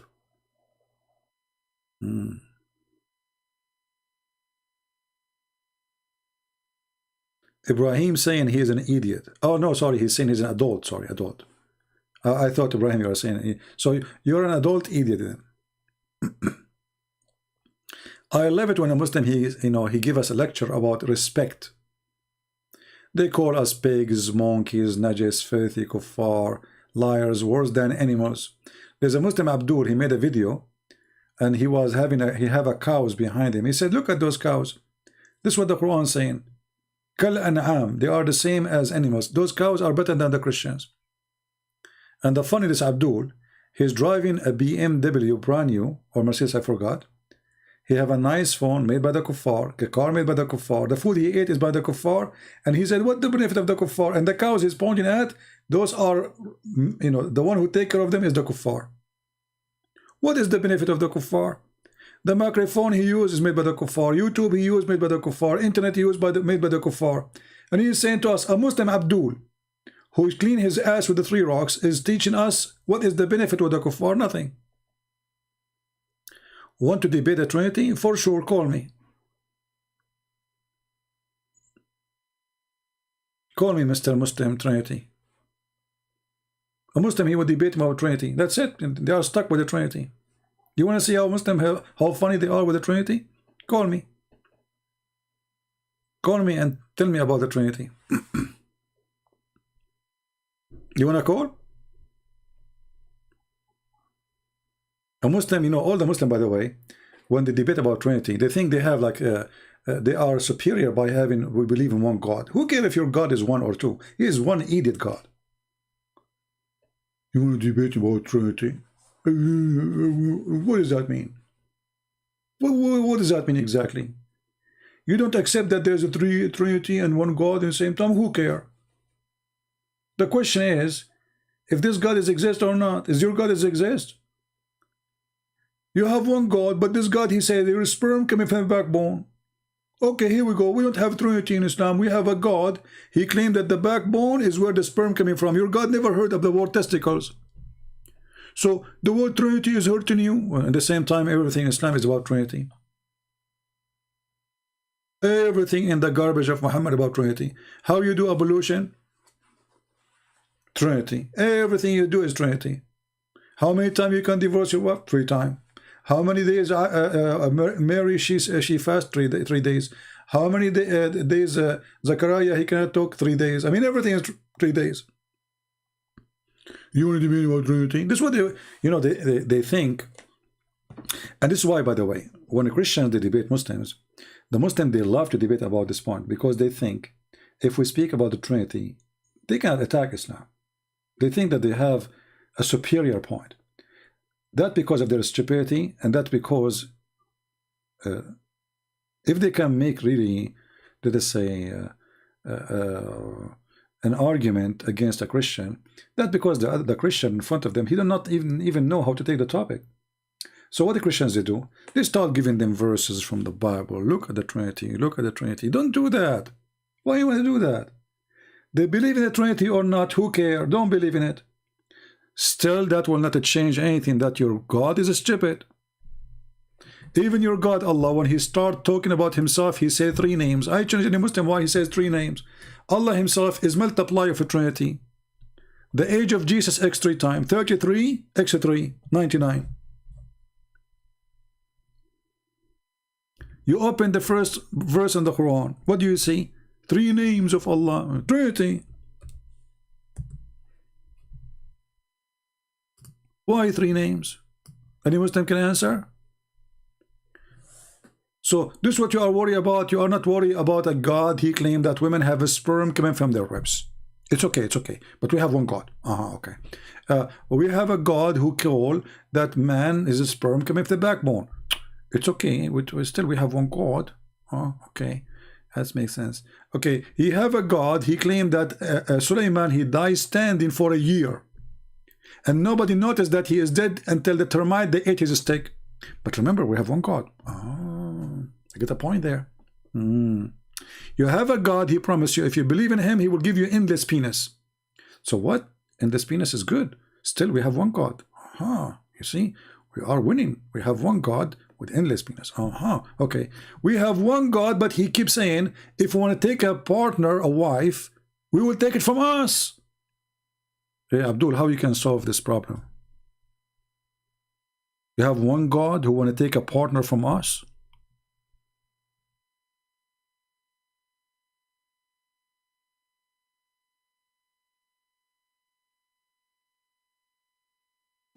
Any Abdul?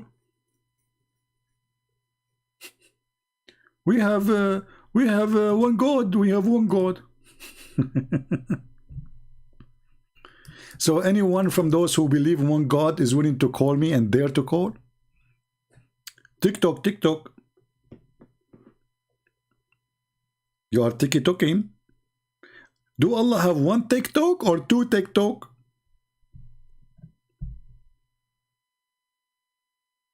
Why you don't text me? Don't you want to debate about Trinity? Trinity, you want to debate about Trinity? See, here they are in this ability.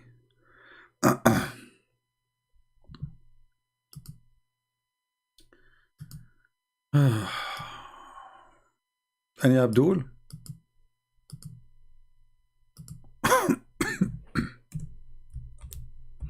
My friend Muhammad, he never take a shower. What shower?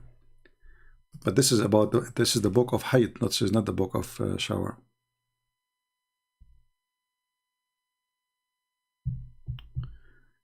Yeah, but the Muslim, they will say to you that this is his daughter, and so what? But remember, Fatima, she is not his daughter. Muhammad never have kids.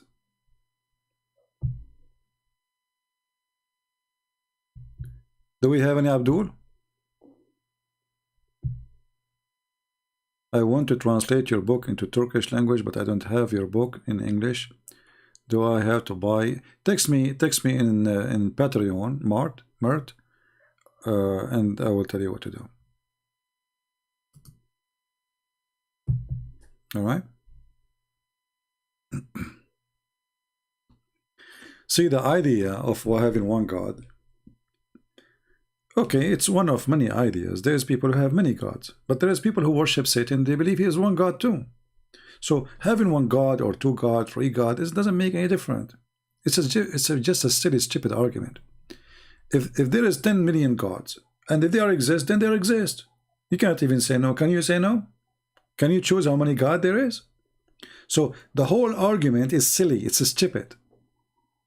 And we Christian, we believe in one God. So if God cannot be three, like, you know, in Arabic we say aqnoom. It's not really correct to say person, but this is what in English they use. So if God cannot be three in the same time he is one, then God cannot be God. Because there is something impossible for God. So here you see how silly the Muhammadan are.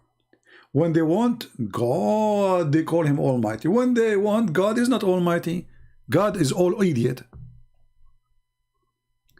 As an example,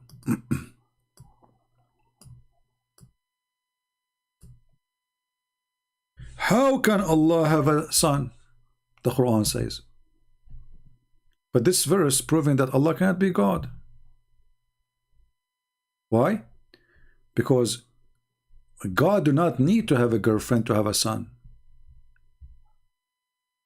And the one is questioning the ability is Allah himself. So look how stupid the one who made the Quran. How can he have a son when he never had a girlfriend? Who is the one who says how can he? Allah. So if Allah is saying that Allah cannot have a son unless have a girlfriend, that means Allah is not God.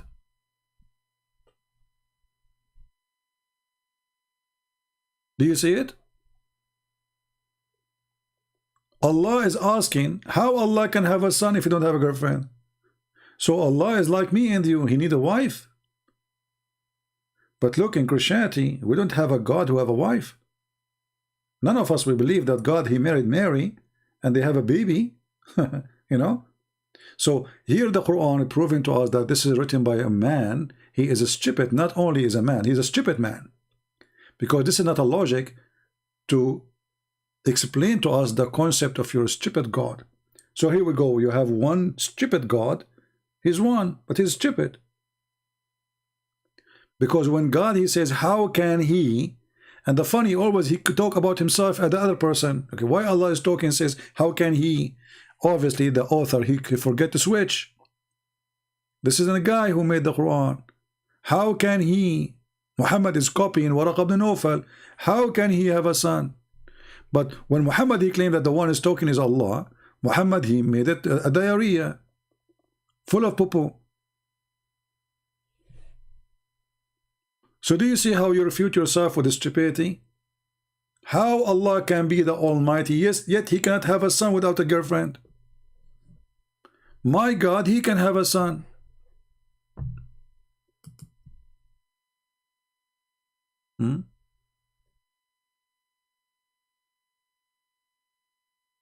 Yeah, for sure, Muslim, I don't have knowledge, but yet you are not daring to call me to prove it.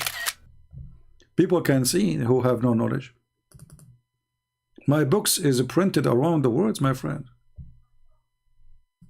My books are printed and translated to many, many languages, and I have no knowledge.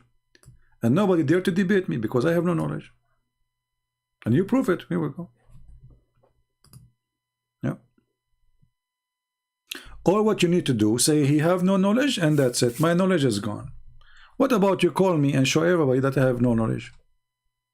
As long as I don't have knowledge, you can win the debate really easy. It will take you maybe a few seconds. Allah will support you. But anyway, every statement in the Quran proving that Muhammad is stupid.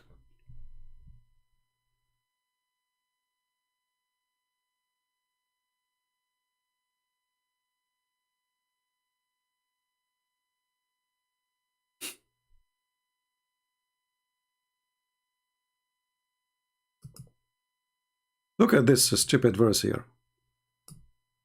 وَخَرَّقُوا. Have you ever heard of خَرَّقُوا? وَخَرَّقُوا لَهُ بَنِينًا وَبَنَاتٍ. Just to show you how stupid the Quran is. This is a chapter 6, verse 100. And this is a translation. They invented for him sons and daughters. For who? To Shaitan. Okay. But just to show you how stupid this donkey Muhammad is. We go to different verse in the Quran. The Quran says Shaitan have babies.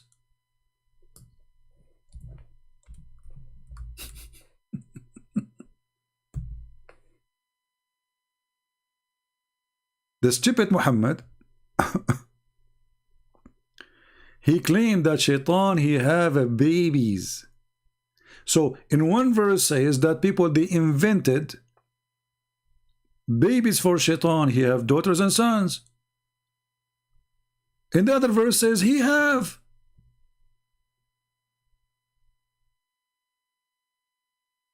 Do you see it? This is a chapter 18, verse number 50. Take notes. Allah, he says, are you going to take him and his children's, the Shaitan? Do you see it? People, do you see it? So in this verse here, chapter 18, verse number 50, it says Shaitan have babies. In the other verse, Allah making fun of the pagans, saying they made babies for Shaitan. Hello. You see it? Who is the stupid?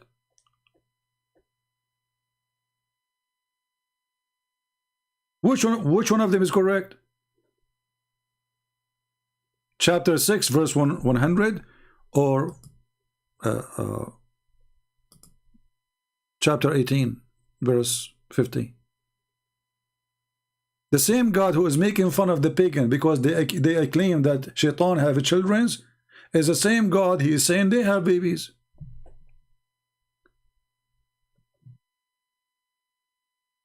This is God book.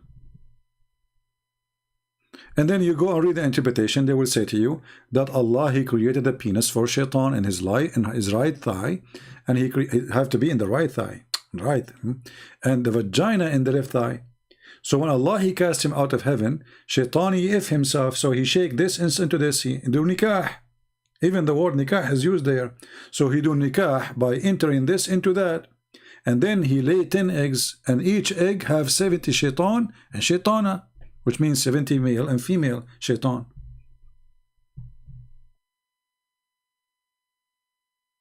But remember, we have one God. Alhamdulillah, we have one God. This one God, this one idiot God.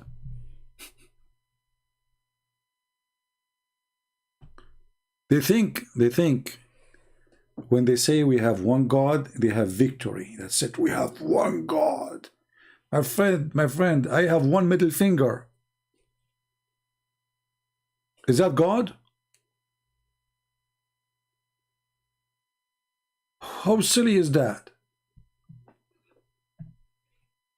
You know, when I come to America, I was driving in the highway for the first time, and I don't know really what the speed limit is. And I was looking for exit to direction, so I was a little bit slow. And those Americans, they start putting their hands out of the car. I said, man, I'm famous here. Everybody's saying to me, hi. And I don't know why they have a finger coming from the window, like, you know, like, what the heck? And I say, hello, hello, hello, like, you know, like a Borat, you know, in the highway, you know? Yeah, true story. Your God is a middle finger. Actually, your prophet, he says, I am the same as the middle finger. Call me to show you the hadith.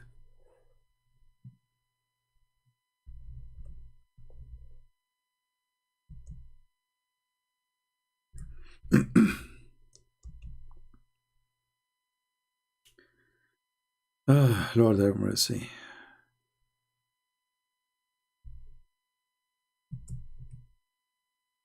Any Muslim?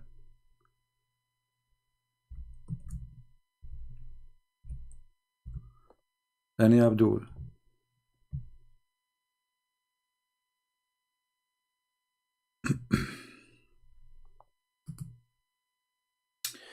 All right, well, we have victory as usual. And those cowards, they don't dare to call me. And then after I hang up, they will say, look, this guy refuted him, and this guy refuted him, and we have 1 million response, and there's no response. Potato, potato, potato. Potato, potato, potato, potato, potato, potato. We have one God, we have one God, brother. We have one God. Ah, you are learning the tactical. I like that. Look at this guy. He is learning the tactical. My friend, keep learning. I think you will spend the coming 20 years learning the tacticals. You know what? I'm so glad that you are focusing in the tactical, because you, Muhammadan, usually focus in the testicles. I'm not sure why you are focusing in the tactical. Are you sure?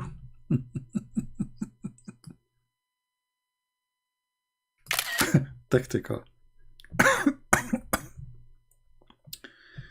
That's a lot of this is a lot of tacticality. He is learning the tactical.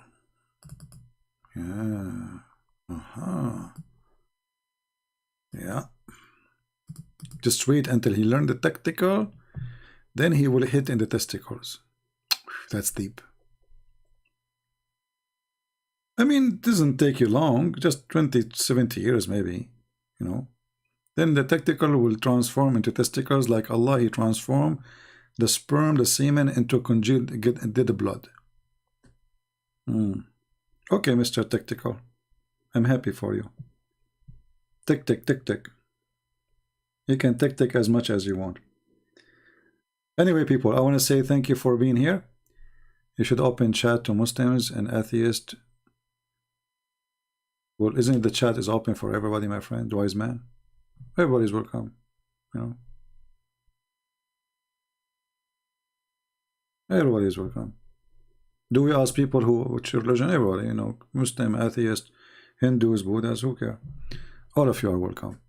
Anyway, if you like me to come soon, so fast, as you see, YouTube is fighting our videos. So share the videos. Let us have a good number, at least, to make me see that those people here, though they are watching, they support my channel, they are sharing links around in Facebook, whatever, and they bring a lot of people. Otherwise, I don't feel like, you know, I need to come, you know. And remember, we need to bring more people, new people, so they can call me. Don't you want to see a real fight? a horrific fight? Bring me Abdul. And the only way you can do it is by posting the videos around and inviting people to join us. Christians, Jews, Hindus, Muslims, everybody is welcome. And remember, don't hate the Muslims. We are fighting the garbage of Muhammad. Muslims are victims, you know. Muslims are victims. Even ISIS, for me, by the way, they are victims. Those people, they think they are serving God. They think by killing they are serving God. That's what Jesus said. Time will come and people will think by killing you they are doing favor to God. That's what Jesus said. Remember that. So we pray for the Muslims. We are here to save them. We are not here to hate them. There's no point of hate. You know, when we go in war with those who do jihad, then you can do what war do. You know, I was in the army, and I will be willing to go to the army again and again and again. We fight terrorists, but we don't want to be killers. We will kill those who want to kill us, but we are not going to kill people. We want to save the Muslims. We want to win them. We want to love them. We don't want to hate them. All right? And if you are a terrorist, then we deal with you differently, accordingly, as you know. So I want to say thank you for everybody. I say may the Lord bless you all. And I want to remind people that Christmas is coming. And I am thinking to start my new Bible channel after the Christmas, or maybe even in the day of the Christmas. We will see. So pray for that. I'm just thinking about it, not sure yet. I want to be sure that this channel will not take me away from the target, because you know there's many people they can teach the Bible, but not many people they can do what I do when it's come to Islam. You know what I mean? So I want to be sure that that will not take me from the biggest mission. There's many great Christians. They know the Bible very well versed, and they can do even better job than me. And if I share the gospel with you, it's going to be a totally different new way from the way you know it. Because for me, I like to live the Bible, not to teach it. Which means people, when they read verses in the Bible, they just read words. For me, I like you to live the words so you can understand the words, not to read them. You have to live them. Jesus, the Messiah, our Lord, is the walking, talking, living Word of God.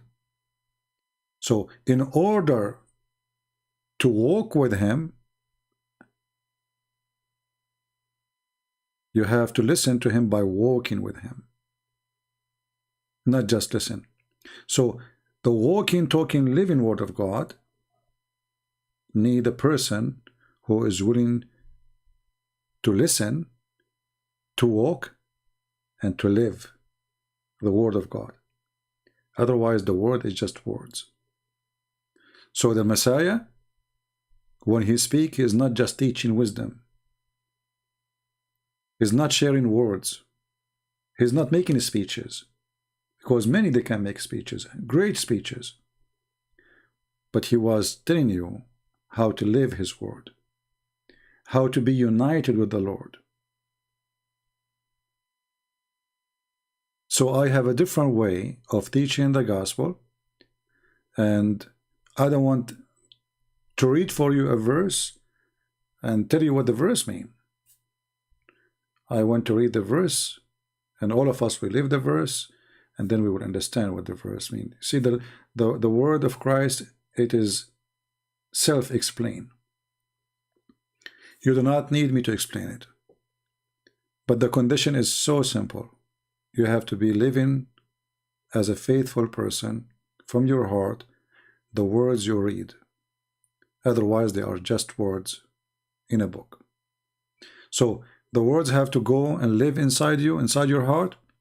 Then those words will be active and they will be something very useful for you. Otherwise, words are words. Thank you for being here. May the Lord bless you. Until we see you soon again. Christ is Lord. And Islam is a scam, and we prove it every day. Take care.